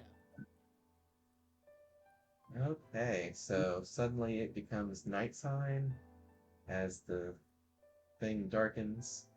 There's still lamps in the middle so you can see well in the courtyard. Otherwise, they offer to let you stay in the wolf's house where they have a few extra beds, which is located up here. So Umble's like, "I am mighty tired." Take a swig of the well water before I go to bed. Okay, good night's rest. Betty continues to abstain. Oops.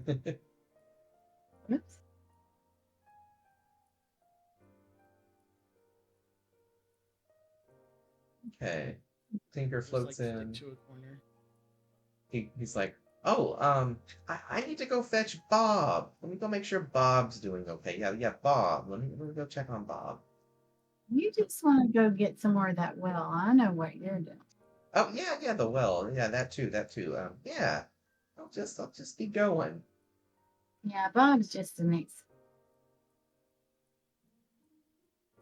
I start thinking about it. But I'm too religious to care at this point. Too religious to care. I love that. Okay, the animals all go back to their abodes. And the night starts to pass. You guys start getting sleepy. Are you guys trying to tuck in and have a good night's rest? Are you a little restless? How you guys feeling? Yeah. I'm trying to get a good night's rest. Okay. Well, you notice something after a while. One of you has not returned. Huh. Where has that little winged mosquito gone to? So I look around, don't see him at the well, passed out.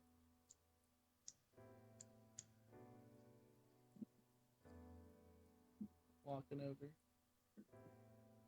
Like, yeah, he was talking about some bones. He is a necromancer. So All right, Bob. let's see. We got to make sure that there's no grave left Hey, unturned. What? What? get out of here. Hey, Go this on, is get. finders keepers. We were Go here on, first. get. Go on, get. Leave the And bones. about that Respect the time, dead as much as you can, necromancer. Oh, I don't want anything to do with that. I'm gonna go back inside. at about that time, several ghosts appear out of each of See, the I told graves. you. Alrighty, and they look quite pissed, to be clear.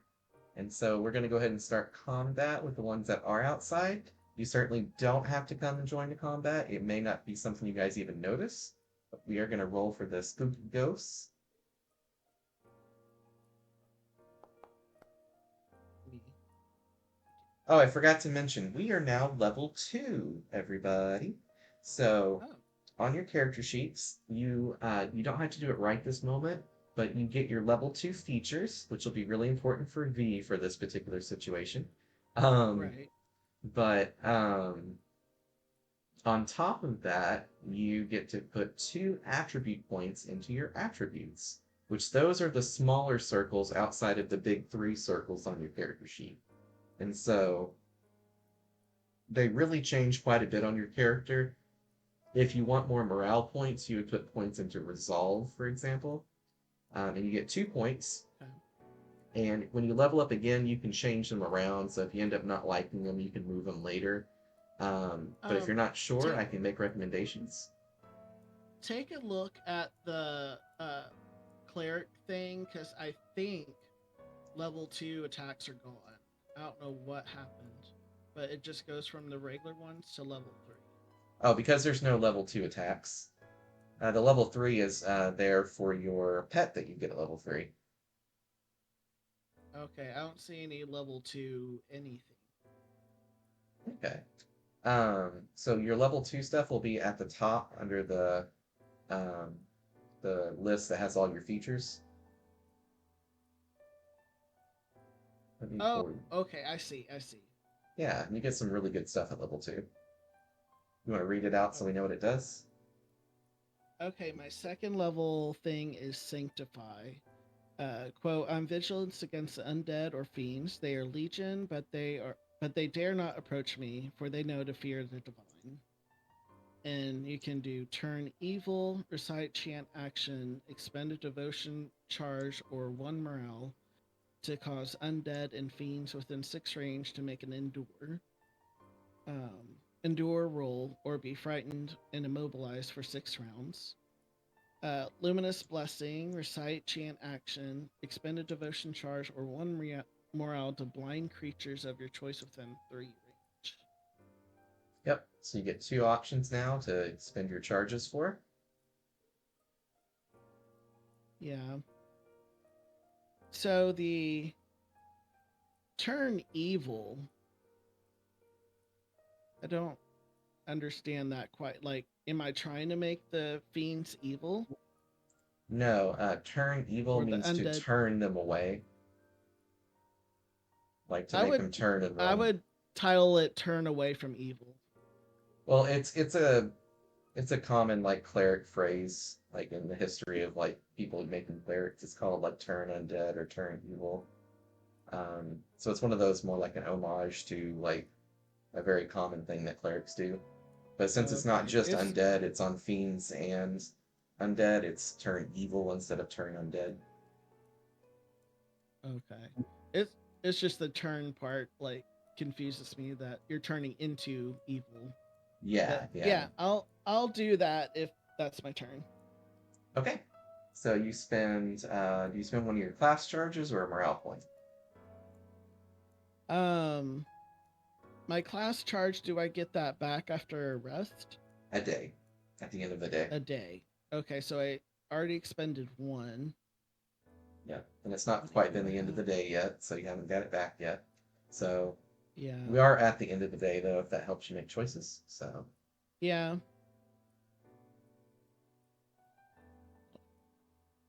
I got lost. Yeah, I'll do the devotion charge. okay. So you spend a devotion charge and all of them have to make a save, which they're pretty good at it, but they're not going to be better than yours probably. So what is your potency at the top right for your incantation slash chance? I can't remember what it's worded as, but it'll be 3 plus Potency. your attunement stat. I think it should be 6 for you.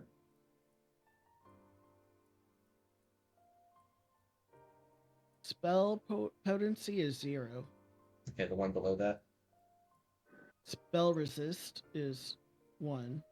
No, not the resist stuff. The stuff on the very top right. You'll have I don't 3 see it. up there. I don't have the circle thing. The circle It's not a circle thing. sheet. It's a little chart at the very top. Oh, I see what you're saying. You just have the chart. So yeah, Yeah. yours won't be correct. Okay, so yours should be 3 plus your attunement stat, which is 3, right? Yes. Okay, so they've got to roll a For spirit, 6. right? Yeah. So they've got to roll a 6 or higher, or else they are affected by your ability, and they rolled, unfortunately, exactly a 6. So they are not affected by your first attempt to turn undead, although it was very close to succeeding. You see them start to shudder in fear, and then they all start to stare directly at you, realizing you are the thing that they need to deal with first. Alrighty. She will roll separately. Her roll is quite good, however. Let me do this up. Another plus 4. Oh, she definitely resists your ability. Alright. Unfortunately, Bob has to roll too. Or is it of your choice, I think? Does it say of your choice? Um hold on. Undeads and fiends within 6 range of your It doesn't choice. say of your choice. Uh-oh, so It's Bob just has to roll everyone too. within a range of 6. Poor Bob, he's got to roll as well. And he's not very good at these rolls. Oh, but he succeeded. Go, Bob. He's not scared of you. I might want to put of your choice so that it doesn't screw over Necromancer allies, but that is really funny, though. Yeah. All right, so we're going to roll initiative. Since the fight is now starting. Oh, Ooh. really? Yeah, you're moving last. All right, let's do it for... I'm gonna die. You might. Who knows? Did you put your points in Or your do I? morale, do you think? In your resolve? You want to just do that for right now so you have more morale points? Sure, yeah. Yeah. All right, so your resolve now should be a... What was that? Would it make it a 6? Was it at 4? It was at 3. At 3. Okay, so now it's at 5, so you I have have 5 5 more points. willpower. That's what it was. Willpower was your higher stat. Okay, yeah, so now you have 5 morale points, and your endure ability at the very top left is now going to be plus 2 more. So you're actually really good Okay. about dealing with enduring Hold on, let morale me. effects, Okay. which will be very handy in this situation. So, So 5 resolve. Sorry, I didn't realize I could edit this. And that makes 5 resolve. oh, they also rolled a 1. They're going after you. Lucky you. And what else has changed? Oh my god, 3 1s in a row. What is this? Haha. So So, I roll. if you want to come out and fight, you can. If you want to let them deal with the consequences of their own actions, you can do that too. I would say you're probably asleep right now and haven't heard anything. I know Umbral is fast asleep. She is in bed. Yep. See? Okay. She's just gonna sleep. She just is gonna sleep the sleep of the dead. Literally, while they deal with the dead that ain't sleeping. All right. So rolling for That we woke him. up. Yeah, literally. Oh my god. Mom, Another one. that's 4 1s in a row. What is Haha. with this luck? Haha. That is a 0.005% chance of happening or something like that. Because it's a 0.04% chance to have 3 1s in a row. And so it's whatever 18 or 16.5% chance of 0.04 is. Like, geez. All right, so that complicates things. So we're just gonna re-roll because everybody literally tied, and we all have the same stats too, ironically. So, hey, Tinker got a 6. All right, Nim got a 6 as well. Uh-oh. And the ghost got a 1. All right, so the order is going to be Tinker, Nim, Blunt, Spoopy Boys.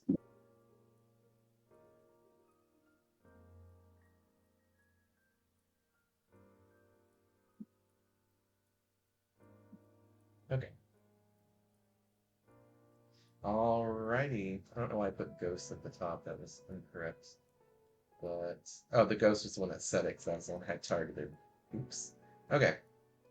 So Tinker's like crap, crap, crap, crap, crap, crap, crap, crap, crap, crap, crap. Kind of starts to fly away a little bit as far as he can. Oh, the consequence of my own actions. My worst enemy. Because God. he knows just how bad ghosts are to fight, and so he's like, uh, uh, Bob, um, one behind you looks pretty not happy about this. I want you to stay there and deal with her, and I'm going to bone storm, and does a bone storm right here, just barely enough to catch all 3 of those ghosts in it. 6 plus 9.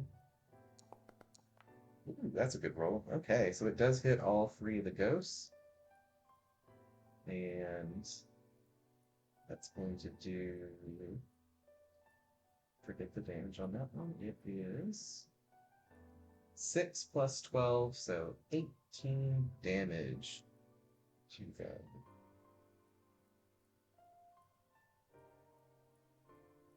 Okay, so these guys each take 18 damage. I'm going to actually do their hit points on here.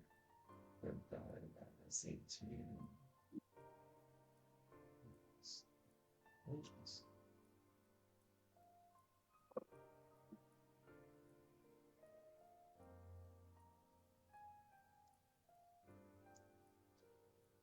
Okay, and he is going to be maintaining that. And he says, try to keep him there if you can. All right, so that is Bob and Tinker's turn. Now it's Nim's turn. You see her start to chant something, and she is wearing the exact same armor as you, and she is wielding a shepherd's crook as a weapon, uh, as a staff. And you see her start to chant something, and then Smash goes to do a precise strike at Bob in front of her.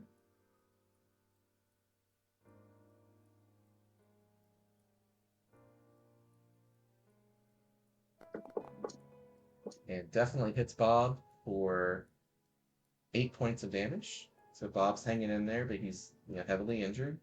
He is level 2 now, so he has 20 hit points and just took 8 damage, so he's at 12 hit points. Let's show his health points, I think.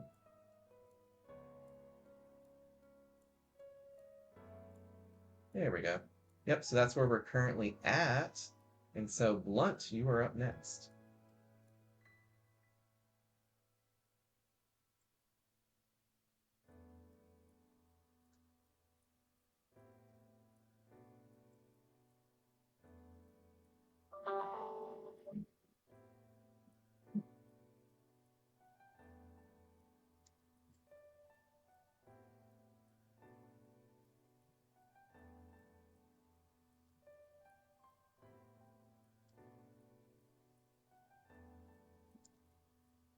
Are you there, V? Oh, sorry.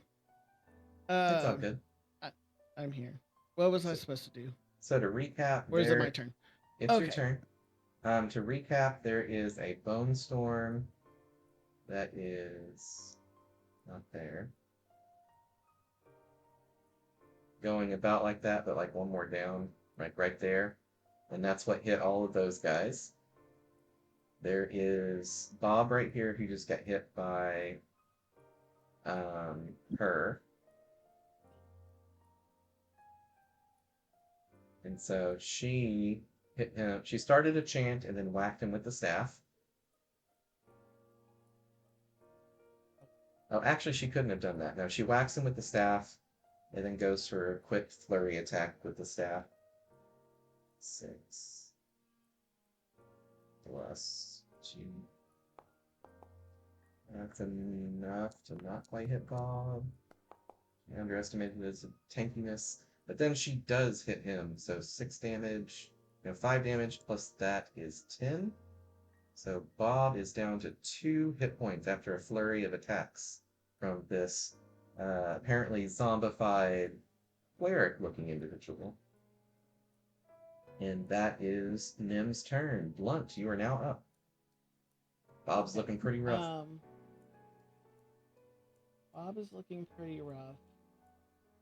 Fun fact about Bob, you can't heal Bob. I forgot to mention that because he's undead. Healing him hurts him. Necrotic damage would actually heal him, but you can't do necrotic damage, so... It says on my Healing Divine Strike I could. It should say that it has to be radiant. Divine damage equals radiant necrotic spear.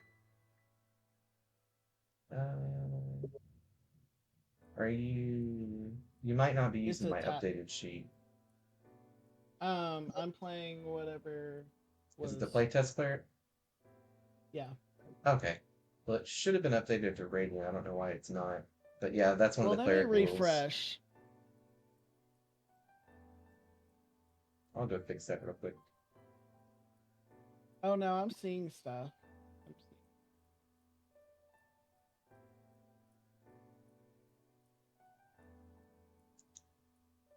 So that's first level, we'll need second.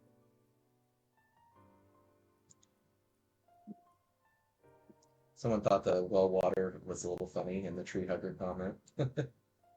They messaged me on Discord.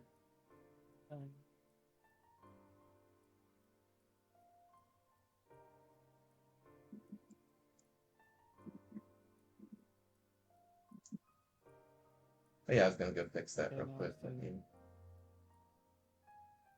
Classes. There.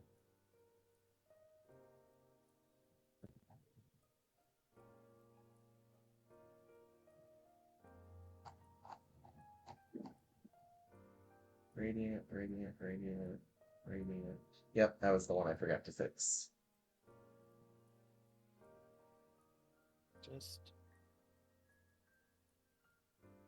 That would be funny to bop him on the head to heal him with necrotic damage, but... Right. Okay. Okay, I was thinking...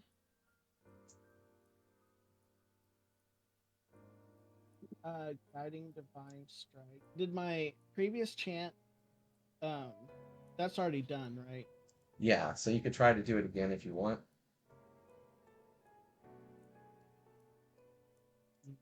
And it is a chant action, so it does take a full round to take effect, but it's a very, very powerful effect if it works, so...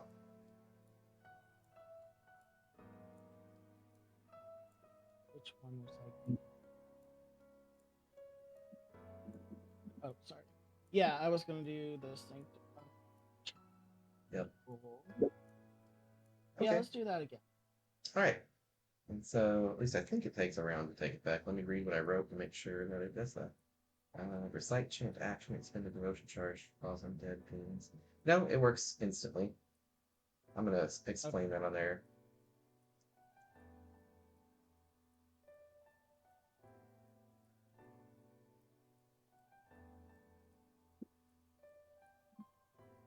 This is why we play test. This is why it's in beta. Yep. Okay, there we go. So you can spend another devotion charge Yes. to make them frightened and immobilized. And so they have to make a roll again, which they're only okay at doing. And they all failed. So all of these guys are frightened and immobilized. And for Nim, she is not. She's definitely resisting that, being a cleric herself, even though she is undead. She knows the tricks of the trade and is not afraid. Hey, that was a good rhyme. I'm proud of that one. All right, so that was a very good turn. You did use a recite can't action, so you can still attack with one Yes. weapon attack. I do want to do a precise strike. All right, go for it. You recognize that she is just as heavily armored as you are.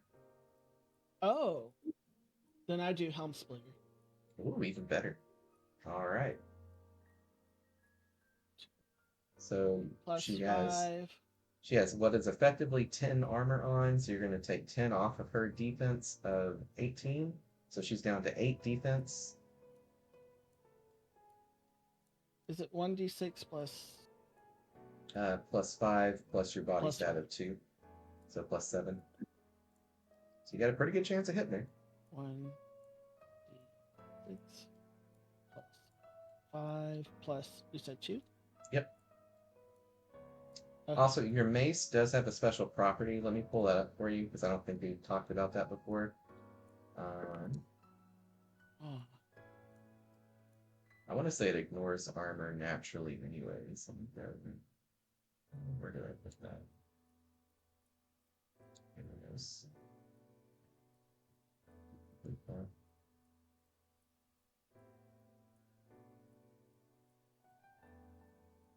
I know that was one thing we forgot.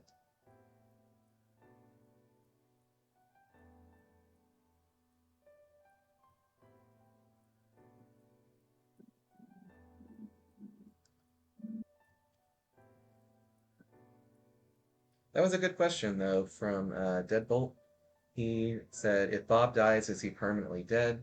And the answer is no. We've actually never had an abomination die yet, but the necromancer can spend one of his daily charges, his 5 charges of the grave charge, to revive him. Just like they can use their grave charges to raise undead. So we'll bring him back to unlife. All right, so Blunt definitely hit with that 10.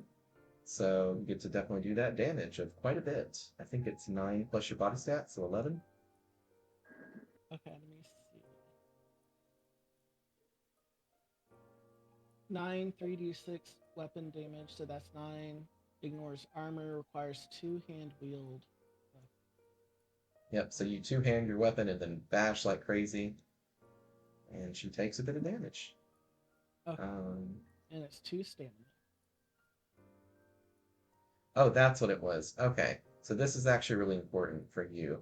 So when you hit with your mace, it actually inflicts weakness for 1 round on that target, meaning they do half damage with their melee physical attacks. So your mace is actually very good for defense in that regard. That makes For sense? every attack or just in helm splitter? Just for any attack. Oh, any attack. I knew there was a good reason that clerics use maces, and I couldn't remember what it was, and now we know. So I need to add that to the cleric's list real quick while I'm thinking about it. So I forgot to add the weapon bonuses to all the classes, and I'm going back and doing that. Okay.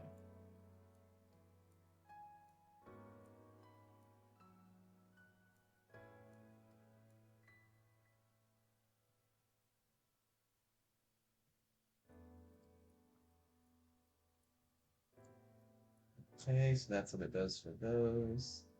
And right here.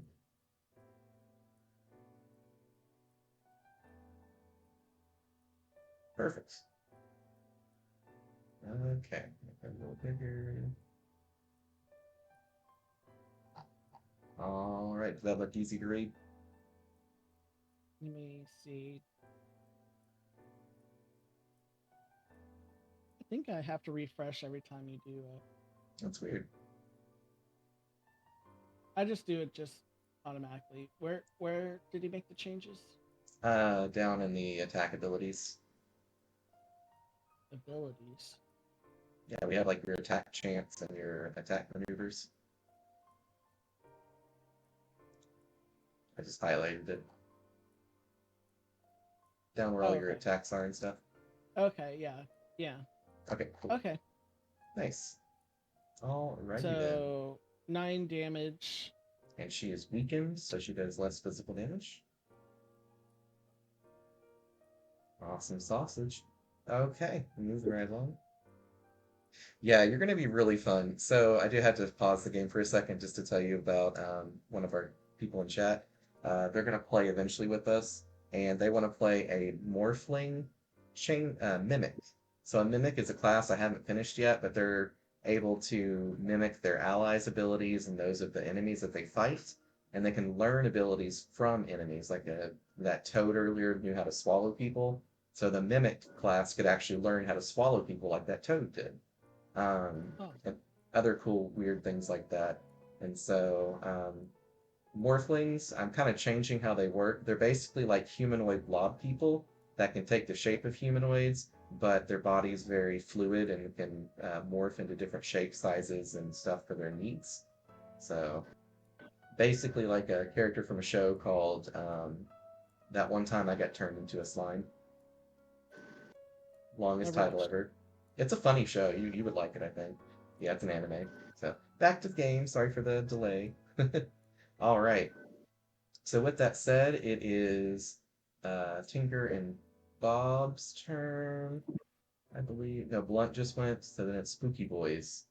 All right. So Spooky Boys are all immobilized and afraid, so they are trying their best to turn their backs to you and run away. And so if you were to attack them, you get advantage from attacking them from behind, as would Okay. anybody else. Okay.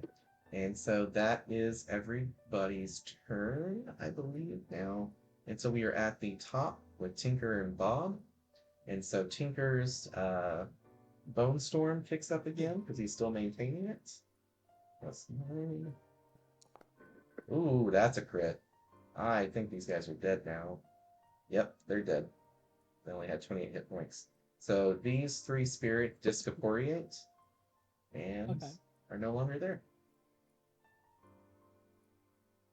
And so you hear Tinker in the distance say, "They'll just be back tomorrow, but we won't be here, so we don't have to care." So here's a fun fact about ghosts. When they are killed and they still have morale points, they reappear the following night at a graveyard of their choice. And Whoa. so the only way to truly kill a ghost is to remove its morale. So, so Could you play a ghost? not a ghost, but you can play an undead creature, like a Like zombie a or lick like a revenant lich? or a lich. Yeah, yeah, you can play that as a playable race. So you get to Cool. choose whatever race you want and be an undead variant of them. And so that's a fun one.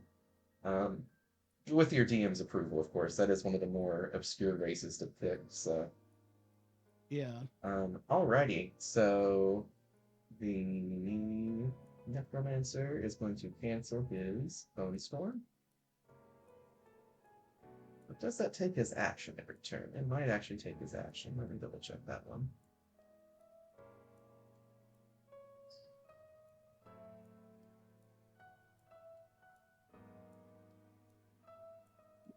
Why is it not popping up?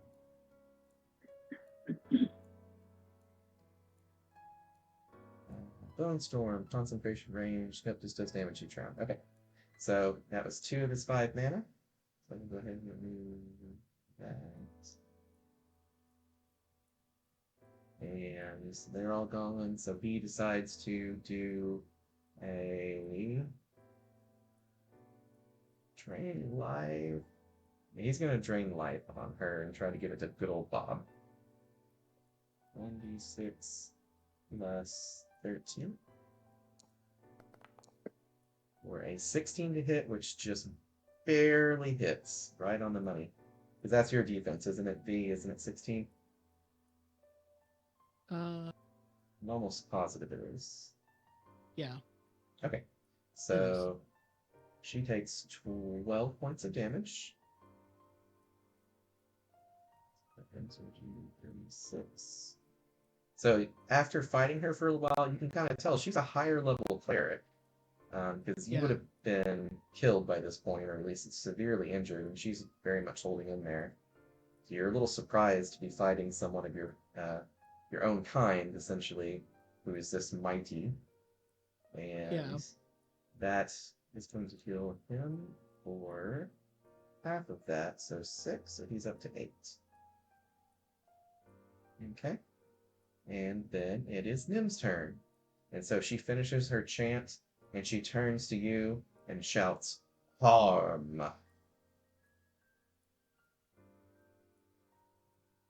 Do I 6. roll anything?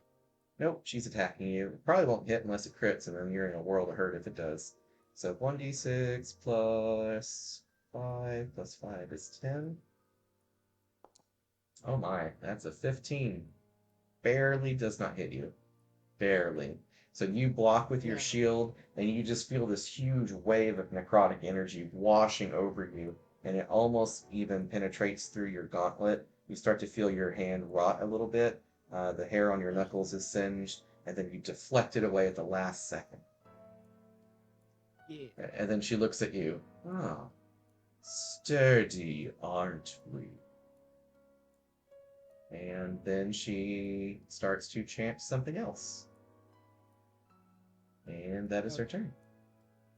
All right. Blunt, you're up.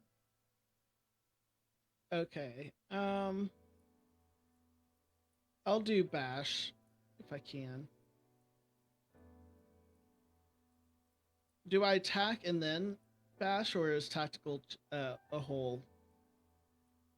No, tactical is you can use as many tactical or skill abilities, maneuvers as you want, as long as you have stamina, but you can only do the attack maneuvers twice per turn. So you could Okay. bash her and then attack twice if you had enough stamina. And you get one stamina back per turn currently. Okay. And I did Helm Splitter, which was 2 stamina last time. So I only have 1 stamina.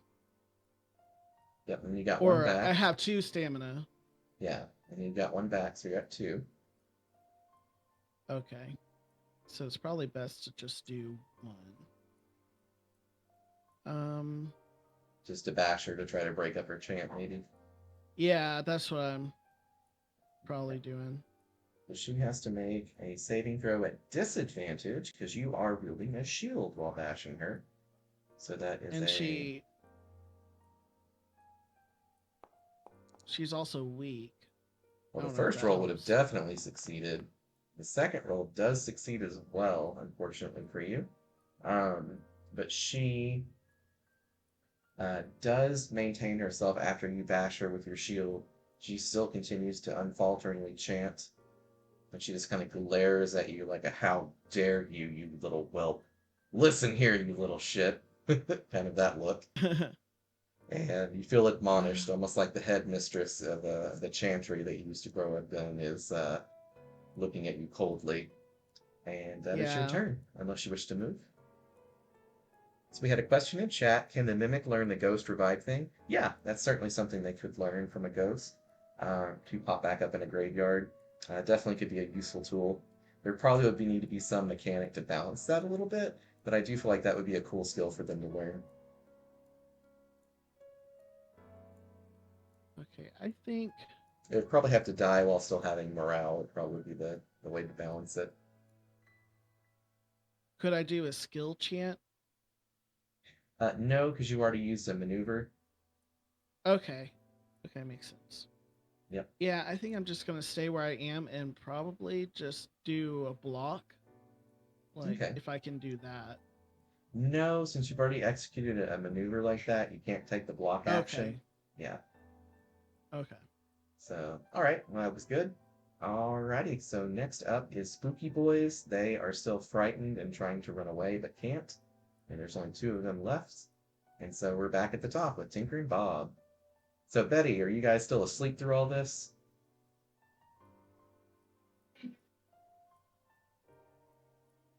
Are you there, Mom?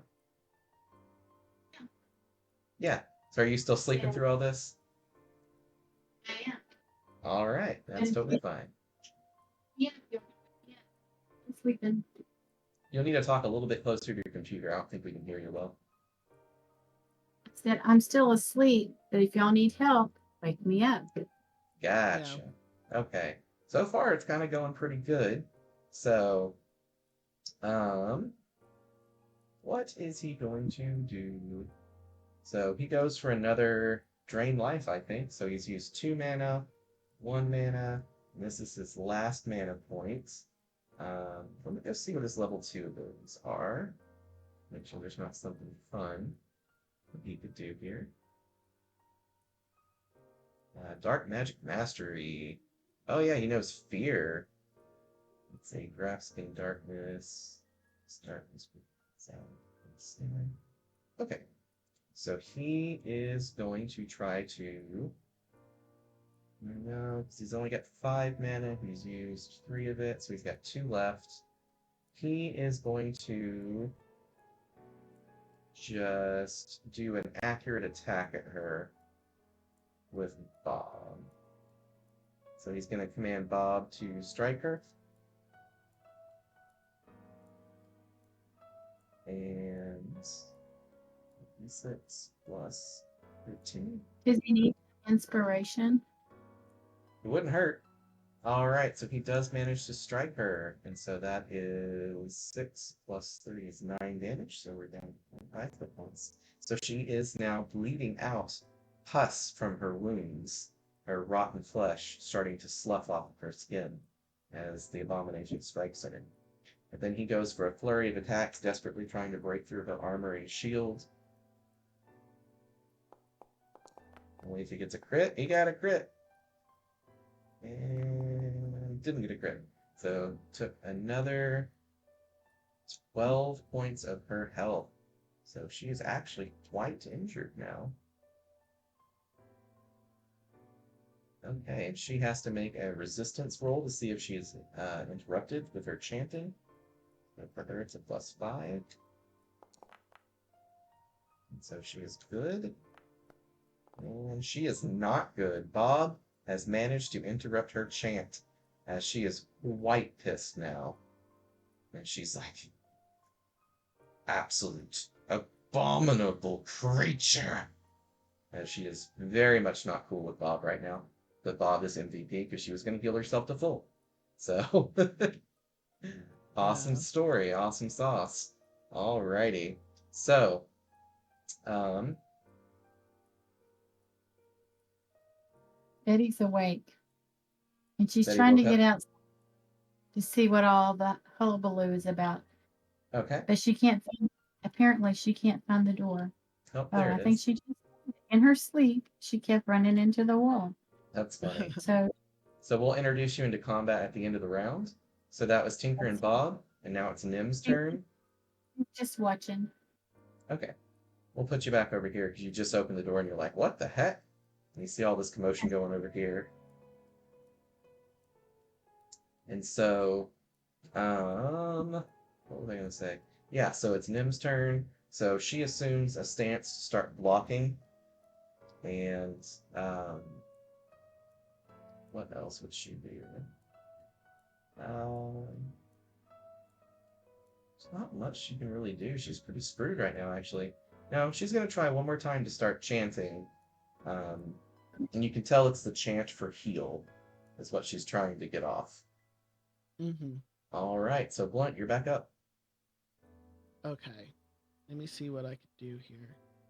You're going for another bash. The thing is a lot of stuff I want to do costs stamina, and we upped the morale instead of the stamina. Do you want to put 1 point into the morale so you have 4 morale and 1 point into endurance so that you've got the Yeah, um that's what I want to do. yeah, that'll work. Because yeah, 3 endurance, you'll have the 4 stamina to get to a turn. That makes more 3. sense because you want to be a battle cleric on your guy, you said. So Yeah, I like to bash first and ask questions later. nice. I'm glad you're excited to play. Hopefully your friend will want to play too.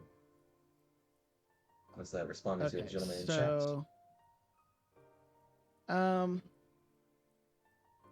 okay, so I should have 3 morale. I mean 3 stamina back now. So Oprah, if you're not a bot, would you please tell me what 2 plus 3 is? Pretty sure that person's a bot. Oh, they're always a bot. Yeah. Um should I do divine strike?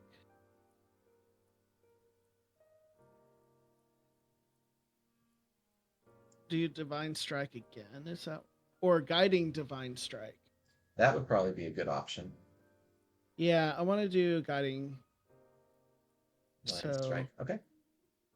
So that one is one 1d6 morale. plus 10. And that one still does have to wait until your next turn, but you do get to make an attack because it is a chant. Okay, I'll do precise strike. Okay. Are you enjoying being able to So, be a melee cleric? oh yeah. That's great. That certainly So hits. 17. She's going to have to And make a then save to it's see if she is. Yep, she's still chanting. but she And still gets she still gets damage. booped. So yours is, remind me, it's 6 plus 2. So 8. 6 2d6 plus body. Yep. All right, and so that's 13 minus 8 is 5. All right, she is barely hanging in there. Her unlife slipping away from her. All right, so that was Blunt's turn. Now it is up to Tinker and Bob. And so Tinker decides to go for it and tries to life drain her with an accurate life drain. If it would be enough to finish her off. Roll 6 plus 13. And that's enough to finish her off. So she is dying at death's door. And goes to heal Bob. For 6 more hit points, bring him up to 14. And that is his second to last mana, so he's holding on to that last mana so he doesn't become dazed. And we are now at an impasse. Do we finish her off or do we talk to her? What do you guys decide you want to do? And the ghosts are still Still running there. away. Yeah, they're still frightened and turned for another 4 turns. Okay. Do we have anything to say to these people? Oh, you know what? We can ask her what happened here. Why are you all dead? You dare try to defile the grave of the most devout follower of Diana the Dryad, the sacred tree of our grove. How That dare was you? not me. That was Tinker Skull, He's by over the here way. like, I Which have I no told idea what you're him saying. to not mess with the tree and not mess with the graves, and look what happened. And I just like glare at him. So Tinker says, is someone saying something about me? I don't know nothing about nothing. And I just growl in some dwarvish. Insult. Mm-hmm.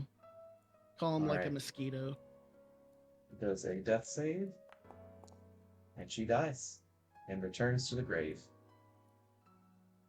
Well, just clap And my then there were hands. Well, that's it. well, 2 ghosts left. Alright, so Betty, you're up.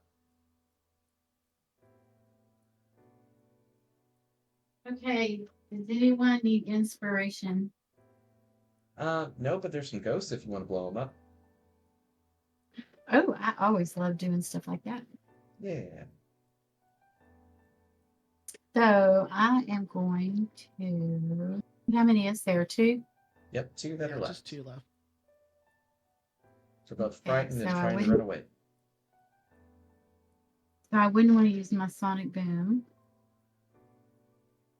You might just want to use your harm ability with your power cord since it's the end of the day. You got plenty of That's charges what I. left. That's what I thought. Okay, so I'm gonna do that. Do my power cord. Ow! Power cord. Hey, roll your 1d6 plus 9. Nice, that's enough to hit it. And that Okay. is a lot of damage. Let's see, it's 21 plus double your spirit, so 6 is 27, plus 6 is 33. Does that sound right? I don't know. That's right. Wasn't adding it up. It's all good. They're down to 12 hit points from that one. You just did a Right. boom, a big explosion of damage. And it is quite injured now. Now we're at the top of the round with Tinker and Bob. So Tinker says, well, we're not going to have to deal with these guys tomorrow. We're going to be well and gone. Bob, just finish it up with the backstab. So Bob goes to backstab it, and if it doesn't roll a 1, he is dead. Yep, he's dead. So it discoriates instead of going into death saving throws. And then we have What one about the other? left. And so he commands Bob to rush over and flurry attack this one. So 6. Actually, why am I typing? I've got a button. 1, 2, 3. Nice. So all 3 hit, and that's a double. So that's 6 times 4 is 24 damage. Okay. And that is Bob and Tinker's turn. Nim is dead. Blunt, you're up. Your chant completes. So, Yeah. who was I? Champ. Okay, let me see. Goodbye, ghosties. Yeah, goodbye, So ghosties. you were doing Divine Strike, I believe? Guiding Divine Strike? Yes. Yep. Yeah, guided divine strike.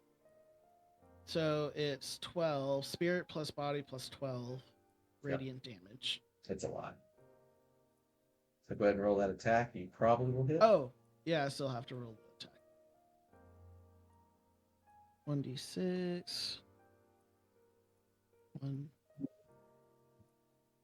6 plus 10. Was there plus anything else? Uh, Plus 10 your plus. bodies. No, your spirit stat, your attunement. So that's 3 plus the 10. So it should be 13. Yeah, okay. Plus 3.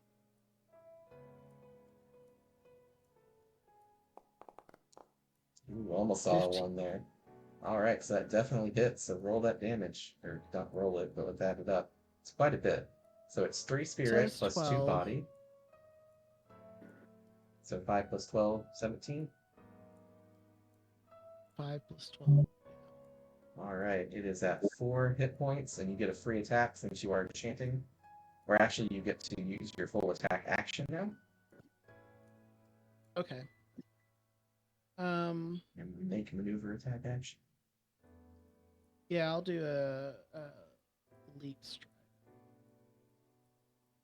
Can I do a leap strike from here? I'd probably Or do is a that precise too strike close? just to knock it out, but it's only Yeah, got 4 that's hit what I'm gonna points. do. Precise strike. Yeah, good old reliable. And that's enough to hit it. And it is discoriated. Okay. We have survived without a single ghost haunting us.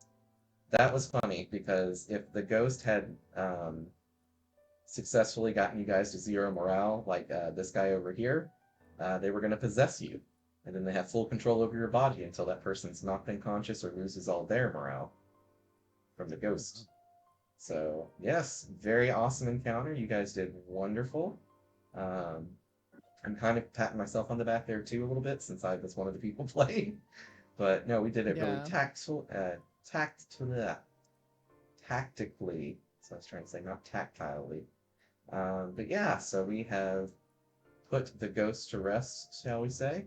and you do find a magical staff on her, a +1/+1 magical staff. Uh, a staff. Uh-huh. And Tinker's looking at it, and he's like, "Ooh, I could, I could use that. I could do some fun stuff with that thing." Okay.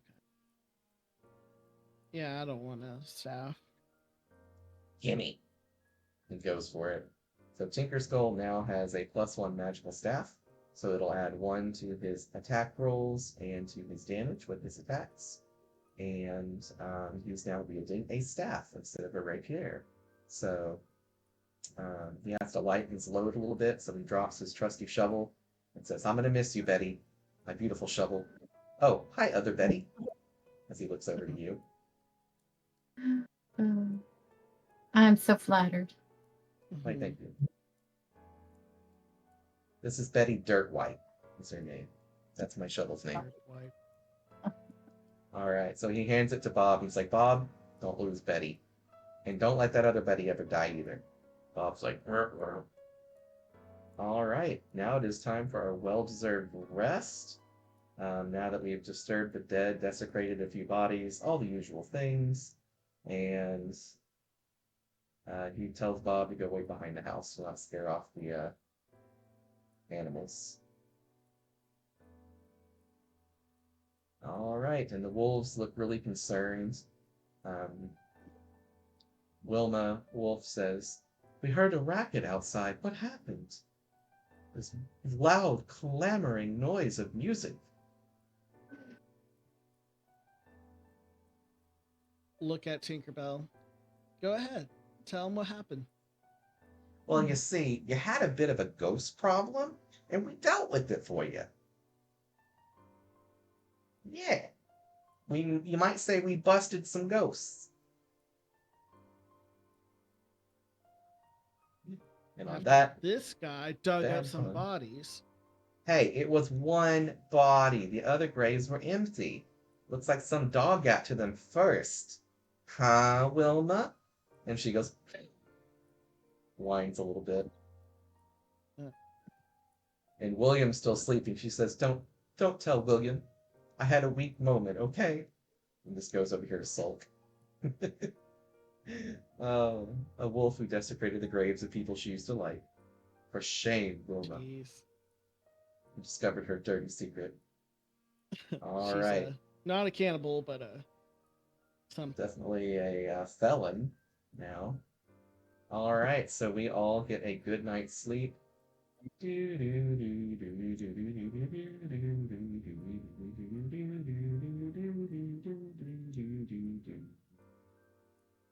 And it is now daytime. All righty. And so something is amiss, however. The animals appear to be kind of concerned and are all out in the middle So I of the get up town. and I take a look and say, "What shall do?" The tree, the dryad, Diana. She is a flame. She has blue flames all over her. We know not why. Well, Huh. I don't know about y'all, but I had such good sleep last night. I felt so at peace, you know? Just that water did it good for me. But Flamin' Dryad does not sound like a good thing. Perhaps we should offer aid and assistance for a lucrative reward, perhaps, my furry friends and feathered friends. Sorry, Mr. Owl, Oliver. And they look around, they're like, um, we do have shiny objects that were left behind from the people. They're nice to look at, and maybe they'll be of more use to you. But please, we need to save our tree as quickly as possible." Well, I'm for shinies. Let's get to it. Alrighty. Would I Tinker. sense it's like arcane magic, fire, or just We'd have to get a little closer to be some sort of 100% holy sure. fire? Okay, I'll make my way. Making my way downtown. Alright. See So, it from here? yeah, once you crest up I'll to the go to top the of the tip. hill, you can see it. And Abomination Bob leaps over here and gets in front of it just in case something happens. He comes up And I don't behind, see Tinker's anything flying else. over. If you don't see anything else, it's just this whole tree is aflame with blue fire. And Okay. then suddenly, Bob has a root appear right under him. And let's see if it grabs him or not. 6 plus a body of 3. He does not successfully avoid the root. It pulls him under the ground, and you just see this lump of dirt move, move, move, move, move, move, move. Moves. And he pops up right near the tree. And the tree comes alive Oh. and starts to attack. So we're going to roll for initiative.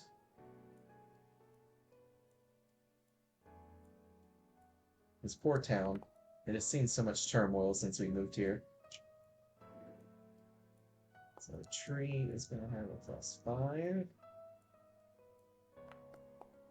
Oh my, tree got a crit. Okay, oh, Betty got a crit too. Go, Betty. Alabastard, is that what I named this thing? Yes. Where did Alabastard come from? I think you thought alabaster was a type of wood or something. No, the tree's not named Alabastard. In text. No, it is Alabastard. That's funny. I forgot I called it that. Hilarious. Alright, so it's going to be Betty. Alabastard. And then Balloon 9. Oh, I forgot to roll for 1. Is it +4? Oh, he gets to go first. He's with Betty. And it's actually Betty plus. I'm going to message Macneely real quick and see if she's able to get on.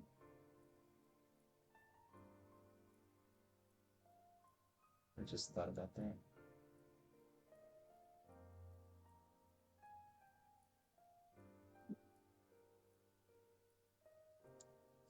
I'll text her real quick so she knows that they're still doing it in case she forgets. Between.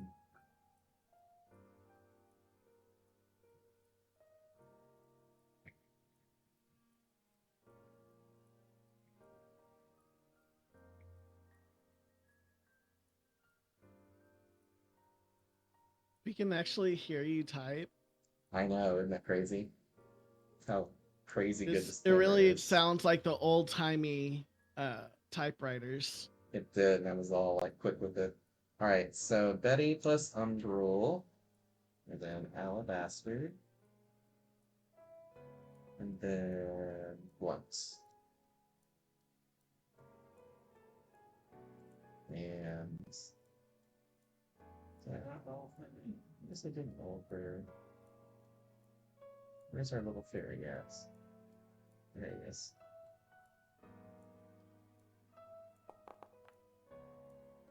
So 6 plus 3 is 6. The blunt rolled a 6, yeah.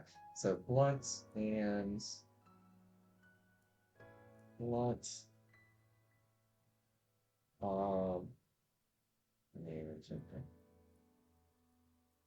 Okay, so Betty and Umbrel are up first. We see Bob get pulled away, and this tree appears to be looming, and now it is growing hands. It has eyes of blue fire. It's wreathed in fire, but it does not appear to be burning the wood. It just appears to be producing fire itself. What do we do, Betty? Probably need to save Bob. Yep. You see Umbrel jump over your head and land with a thud and just start rushing in. And he says, Betty, if you don't mind playing that tune we love so much, me and Bob got to handle this. Okay, I'll play mine. Part. All right. And you play the song of. We'll eventually remember these names. No. Song of Flatter's Ferocity. Perfect. So you start jamming out on the harp. It's this really lively, like metal beat. And he rushes in and goes for a dual strike. I do my dice. It costs 1 morale point. 26 plus 9. Alright, 11 is enough to hit this large and unarmored creature. It has 10 defense. We're just going to go ahead and say that. It's 10 defense on this creature. And so that is... I will remember this. It's 6 plus 9, 15 damage. Okay. Then he goes for a flurry of attacks.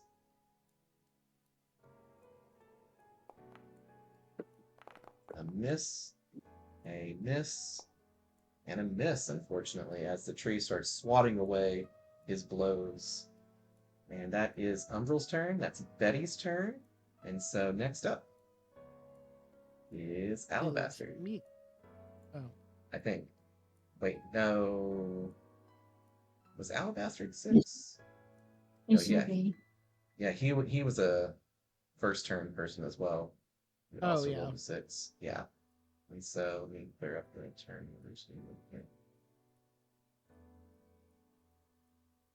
There we go.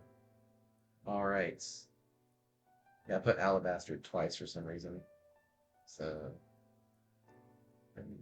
okay. So Alabaster goes, and he goes to strike the one that's done the most damage to him, which is this gentleman right here, with an extremely powerful double overhanded strike. With a 12 to hit. So you see him like raise both fists, and it comes down with a fury, and you see Umbral backflip away as it barely almost clips him, and then he jumps right back into the fray. And then the tree goes to backhand and try to bash him. So Umbral tries to avoid that. 6 plus his body stat is a 4 for this. And he successfully avoids it, but just barely. And then the tree goes to kick him. So he tries to avoid it again.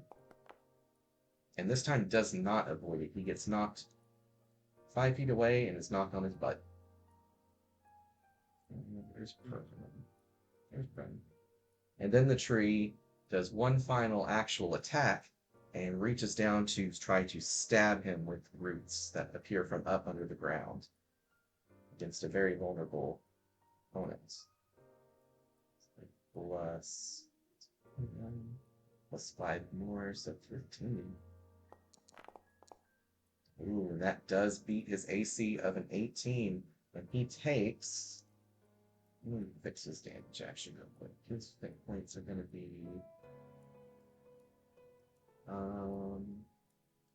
Gotta do math here since we're level 2. So it's 16 plus 9 is 25. 25 hit points now. And he takes a whopping 15 points of damage, leaving him at 10 health points. Alright, and that is the big tree's turn. Used a lot of its stamina up, but it's a big creature, so it probably has a lot of stamina to spare. So, next up is Blunt, Bob, and Tinker. So Tinker knows that you're playing Bob's favorite tune, so he commands Bob in a second to do its attacks. Bob maneuvers around to the backside of the tree and awaits for Blunt to say what he's going to do before he makes its attacks. Okay, who is the worst off? Umbral's half. Yeah, Bob is And actually he's uninjured. prone. I forgot to heal his hit points. Okay. I think I'm going to dash in if I can. And Okay. give him... Oh, wait. I did the math wrong. It's 16 hit points plus 12 is 28 hit points. He's at 13 hit points, so a little better. Keep saying hit points, it's health points.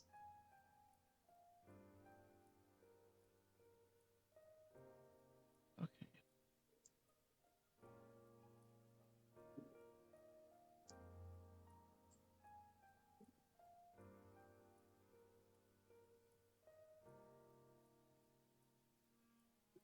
Hmm. Okay, sorry. I'm still looking at my stuff. I think I'll do a healing divine strike on Ooh, a fine Umbral. choice. Okay, so you start to chant that, you get your free mace attack. Okay, that would take all my stamina. It uses the stamina on the next turn. And you also have 4 Okay. stamina points now. Oh yeah, that's right. Okay, You, I'll you do get a 2 back. leap strike. Okay, so you go in for a leap strike from 2 feet away from downtown. Roll that attack. You only get a beat of 10. Uh, So it's 5 plus 2, so 7 plus your roll. 1d6 plus 5 plus what? 5 plus 2, so 7. 2. Getting a lot of mileage out of that 2 body stab. Yep.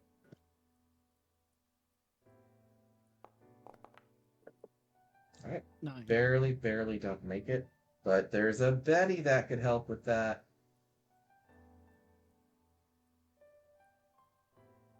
Hey, Betty. So, hmm You haven't got to use it until now, but it's finally time to use it. You ready to give him a +6? Awesome. So Betty, as a reaction, does an inspiring ditty, a little dee dee dee dee dee dee. And the next thing you know, you get a +6 to that hit. So where you felt yourself about to get blocked by this creature, somehow it's almost as if your hand moves on itself, goes under the creature's arm, and then upswings right at him. And it is now weakened. Better remind me about that. Yep. I'll just put a little thing on him so you remember it. Awesome. That is good teamwork right there. That's great to see. Okay. And so you also do damage with it. And so that is, you've jumped 2 spaces. So that is 6, let's see, 6 damage plus your body set, along with Okay. covering a little distance. So that's 8 damage. Can I turn him around You or like can, turn? you have not challenged him yet, but you could if you Oh want. yeah, never mind. Well, technically, Um. actually, you can't challenge because you're already chanting a different Yeah. thing. So, Yeah. awesome. Okay. So that was a very, very good turn for everybody. And so that's Umbral. Betty went earlier to play the music. Alabaster went. Blunt, Bob, and Tinker. So now that he is directly facing you and certainly facing you, Bob is going to backstab him. So pretty high modifier. It's 5 plus another 5, so plus 10 plus 3. And it's Oh, a crit. can I take that shield, not shield, whatever it's called, stance. The The blocking Is it stance? shield blocking stance? Yes. No, it would have to be an action you use instead of chanting or attacking. Oh, okay. Yeah, it's a separate and total different action. Gives you a Okay. ton of defense, though. Basically makes you impossible to hit unless they crit you. Yeah. So, yeah, let me do the damage on that. So it's 12 plus his body stat of 3 of 15. So he just did a whopping 30 damage backstab. Backstab. So we've done 45 plus 8 is 63 damage currently. Right. I think if I did my math right. Or 63, I don't know why I put 64.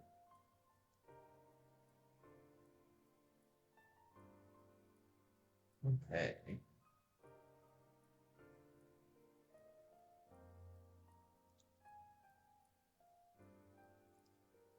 Let's do that. Let's maybe show it. Okay. So this creature is getting injured. We've not identified its weak points, so we haven't seen how injured it is. Mm-hmm. So if anyone does want to do that, that would be a good thing to do. And I think that's actually I would what like to do that. Yeah, I think it's what Tinker's going to do. He gets a little bit closer, not too close, and he's going to use the rest of his turn to identify weak point. So the creature has to roll against it. So let's see, and so that's a 1d6 plus 3. And the creature does not succeed nearly enough to bypass Tinker's difficulty, his potency. And so Tinker looks close at this creature, and he sees that on its back, high up on the back, there appears to be a globe of blue flames that almost appears to look like glassy, like there's something stuck up in the tree right there at that point. And he's like, Hmm. Bob, climb up and hit that thing right there, the shiny little bit on the back. Also, this thing looks like it's hanging in there pretty good. We haven't quite got it on the ropes yet.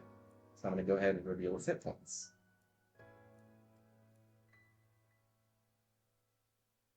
All right, so there we go. So we've hit it pretty hard, but it's still really got a lot of health. All right, so Yeah. Bob uses 1 stamina point to climb on this creature, and he uses his climb ability to climb up 3 squares onto the creature's back, and goes to do a flurry of blows back there, which is behind the creature. And each one that hits is going to be a critical hit. So let's see who hits. That's a hit. That's a hit. And that is a hit.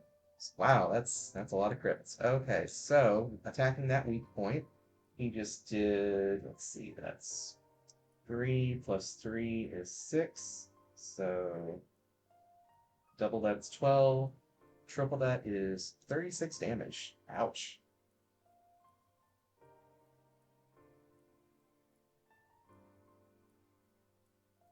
Jeez, Bob just did 66 damage in 1 turn because of all those crits. That's nutty. That's just nutty. All right, so this guy is at 99 damage taken now. We are wrecking this thing.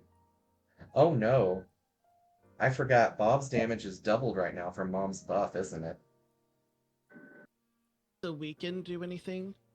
The weaken makes it do half damage, Okay. but I forgot that we need to double all that damage Bob just did. This thing just got wrecked because of Mom's buff. Cool. Um, so that was 66 damage, so we add another 66 damage. So that's 165 damage taken. Wow, that's crazy high damage. So that means he's got 35 hit points left. We've discovered the beauty of a bard plus hitting a weak spot, everybody. Oh yeah. Wow. Awesome sauce. Okay, so that is Betty Umbral done. That is Alabaster done. That's Blunt and Bob Tinker done. Awesome. Okay. Well, I guess I forgot to double the damage earlier of.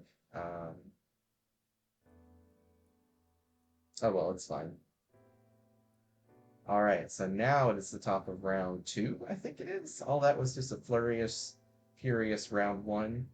And so, Betty, you're up next. You've still got your song going. And this guy's almost on the death's door over here. You want to try to blow him away and finish him off? Sure. Awesome. Power chord. Roll that Yep, that's attack. it. Go for it. Power cord. All right, let's roll that attack, Betty. That'll hit for sure. Because that's a +4 plus the 5 plus the 5. That's definitely a hit. And since it's 14. power chord, let's see. Let's remember. We need to remember the damage of it because I keep forgetting. I think it's enough to kill it. Because it's 2 times your spirit, so that's 6 plus 21 is 27 plus 6 is close enough because this thing is gone. And you blow it up with a blast of thunderous music from your heart. Very, very awesome. Betty getting a kill steal. All right, and so the flames start to die down. that orb in the back starts to fall off, and Abomination Bob tries to catch it. Tinker's over here. Catch it, Bob! Catch it! He manages to reach out real quickly with his claw, has it, jumps off beautifully, lands on the ground, and runs like a very happy puppy to give it to Tinker. And as the tree starts to lose its fire, um, it appears to take on a more feminine appearance, and the pale tree uh, completely loses all of its flames, and it starts to speak to you. And it says, "My champions, I thank thee. You have cleansed me of the hellfire that was bestowed upon me, or that was thrust upon me by some ne'er-do-well, a fiend of some ill repute, I believe. I saw, but only briefly, his fleeting visage, a horned man of skin of red, in a suit of formal attire, not unlike a tuxedo, I believe you refer to them as. This tuxedo demon is the one responsible for this, and I and my people would be forever grateful if you would right the injustice that he has wronged."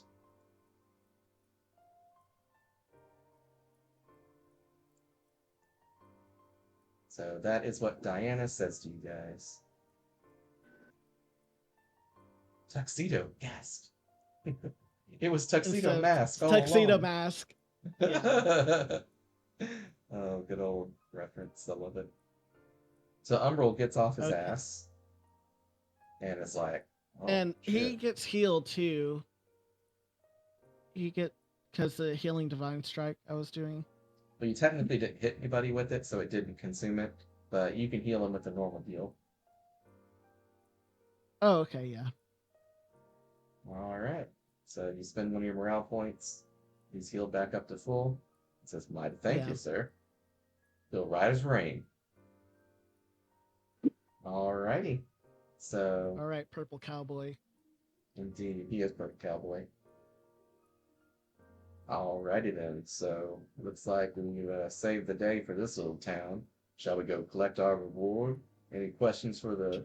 Dryad Mistress here? Or Wooded Well, Willow? do we want to avenge her from the tuxedo guy? Well, we certainly can't go back where we came from, though that place is True. rightly quite what's the word I'm looking for? Ransacked by some ruckerous invisible critter. Right. There And you we're go. gonna get ghosties if we stay here, so might as well.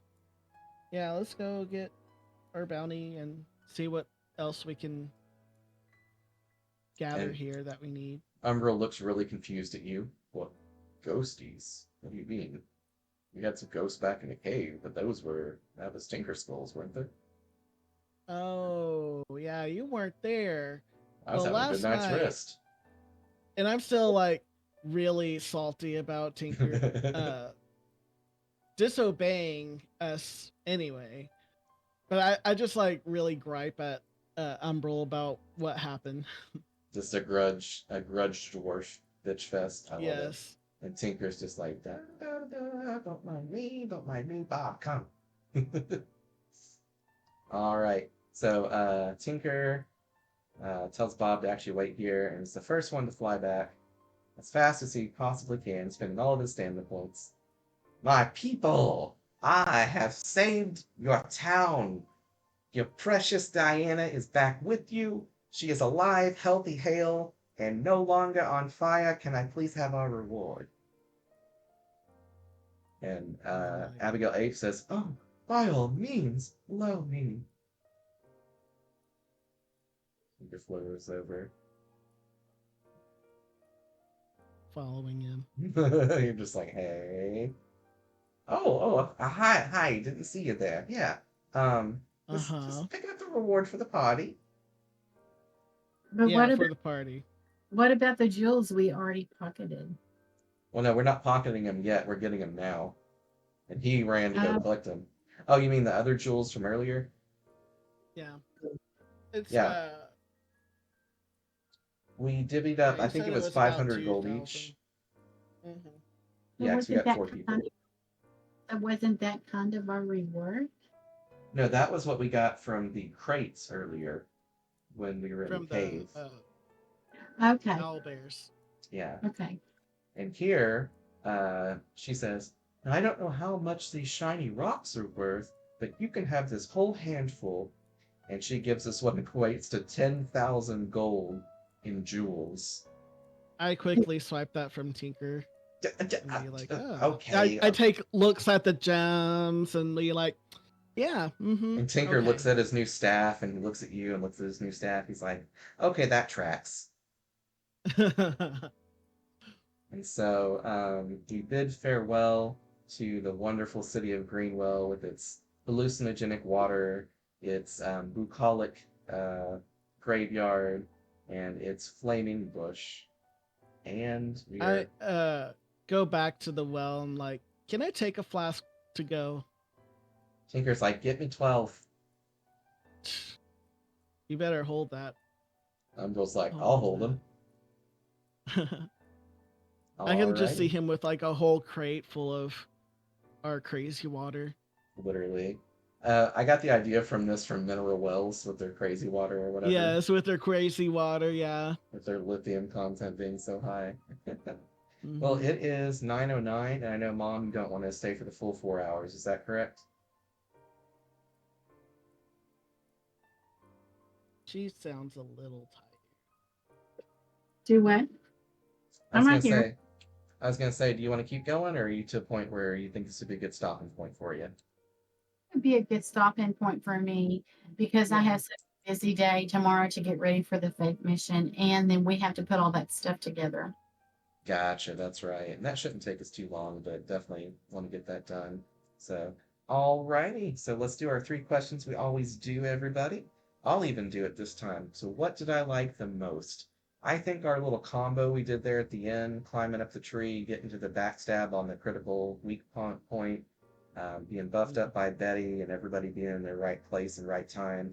I feel like that really set us up for a big team-wide victory, between V and Umber holding the tree's attention forward so that um, our abomination Bob could go up there and just absolutely steal the entire show from everybody. I thought that was a pretty funny interaction and shows just how crazy the damage can get when you really team up and uh, Yeah. find those weak spots and do all the tactical things that you can't do in a lot of other games. Thing I liked the least, I was hoping that Neely could join us and a few other friends. One guy who was super excited to play with us like multiple days a week, for some reason Hmm. just kind of ghosted and disappeared. So I'm hoping he's okay, but he like left Discord and it's like can't find him, can't message him, nothing. So he has a lot of social Uh, anxiety disorder stuff though, so it might just be that. But so yeah, he was played yesterday and was just so excited to play with us today, and then just disappeared. Today, and he may show up tomorrow or the next day. Who knows? Yeah, I didn't block yeah. him or anything, so if he unblocks me, then he can. So Yeah, not um, everyone can play every day, so. I know, but like he wanted to. That was his thing. He's like, oh, I had so much Um, fun with the bard. I'm gonna be playing way more. I have nothing else to do. So he was like yeah. really like gung ho for it. That's why I was really shocked to you and just like ghosted. But so that was my least favorite thing. And thing I learned, I might need to be careful with the damage values on mixing certain things because that can get pretty crazy pretty quick. So, with that said, let's go on to V. Uh, thing that I like the most is um actually having fun with being in a different setting, being swallowed by the toad. That was actually pretty fun. That And was trying to straight out figure of an out what I anime. could That do was to get out hilarious. there. Right. And thing that I didn't like is uh I guess updating to level 2. I need to figure out how to do that better. Yeah, And also updating the um attack stuff. The Yeah. one thing I do notice at level 3 is there's a lot of blade stuff, which I don't have blades. The There's blades. backstab and blade storm. So that's not you. That's actually your minion that you get at level 3. You get a holy minion, an angel that follows you with a big Oh, two-handed sword. Yeah, totally nice. Konosuba with the toads eating people. I was like completely 100% like immediately thought of that when our cleric got eaten by a frog. Yep. You were 100% being Aqua in that moment. Um, Mom hasn't seen that show yet, but we'll have to show it to her sometime. Okay. Oh, totally a The Konosuba reference. It wasn't intended to be, but it was once it happened. A what? from Konosuba a show. is the name of a show, and on that Uh-huh. show, there's a joke where they constantly get eaten by giant frogs. Yeah. They're supposed to be like the easy enemies, but then they just keep getting swallowed by them. And that's the one you want to show me? Yeah, it's a really, really funny show. But Okay. all right, Sounds like and fun. then thing you learned, V. Um, what did I learn? Just learning about counter bash, learning the blocking state, Yeah, something I it's need like to. it's one of those things. I'm thinking about updating the blocking state to where you can't be critically hit or something, to give it some other Uh, use besides just boosting your defense. That way, if you're really right. needing to turtle up, you can just go full defense. But it wouldn't work from behind. So if you get surrounded by enemies or some way that they get behind you, they can still hurt you and hit you. But Right. I'm And still trying to work that out. me trying to be Oh yeah. front and center, that might not be that big of a deal. Yeah, for sure.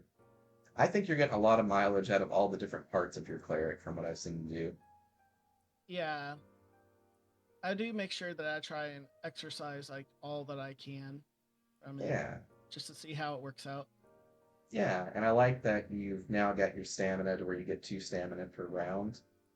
And so that'll Mm-hmm. be really helpful. And then you've got that extra morale point, so you can use 3 abilities before you have to worry about running out of morale. And so, Yeah. thankfully, neither you nor Betty has really come that close to running out of morale so far. You've been able to use your class charges and your other features to not really run too low so far. So that's really good. I think it helps that our encounters have been real quick and deadly, usually from Mm-hmm. enemies, and so haven't drug on. So, Yeah. and Betty, you are getting a lot of use out of your songs, and they're really, really doing good.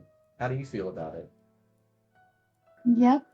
That was one of my fun parts was getting to do that. And another thing I really liked was some of the group work that we did. Yeah, there was a lot of coordinated group work for sure. And I was wondering, Um, I was like, if I give this thing 200 hit points, is that too much? Is it too little? And I'm almost worried I should have given it 300 with how much damage we did. That was an absurdly quick fight. Well, But it seems you like guys your earned fights it. are going to be very quick, considering the level of crit and uh, fail, Yeah, like with how how often easy it crit is to fails crit and happen. fail. Yeah. Yeah, so it's like really hard and dirty. Like it's going to be very strong and very destructive at the same time and fast. Yeah, and I kind of like it like that because each round's supposed to be 10 seconds instead of 6 seconds like in 5th edition. So it kind of makes Right. sense that fights don't last longer than 20 or 30 seconds a lot of times. Like our ghost Right. fight earlier did last like at least I think 4 rounds. So that was a lot more challenging fight than this one, I feel like, even just because we only had to deal with one enemy. And we blew this Yeah, one and enemy up.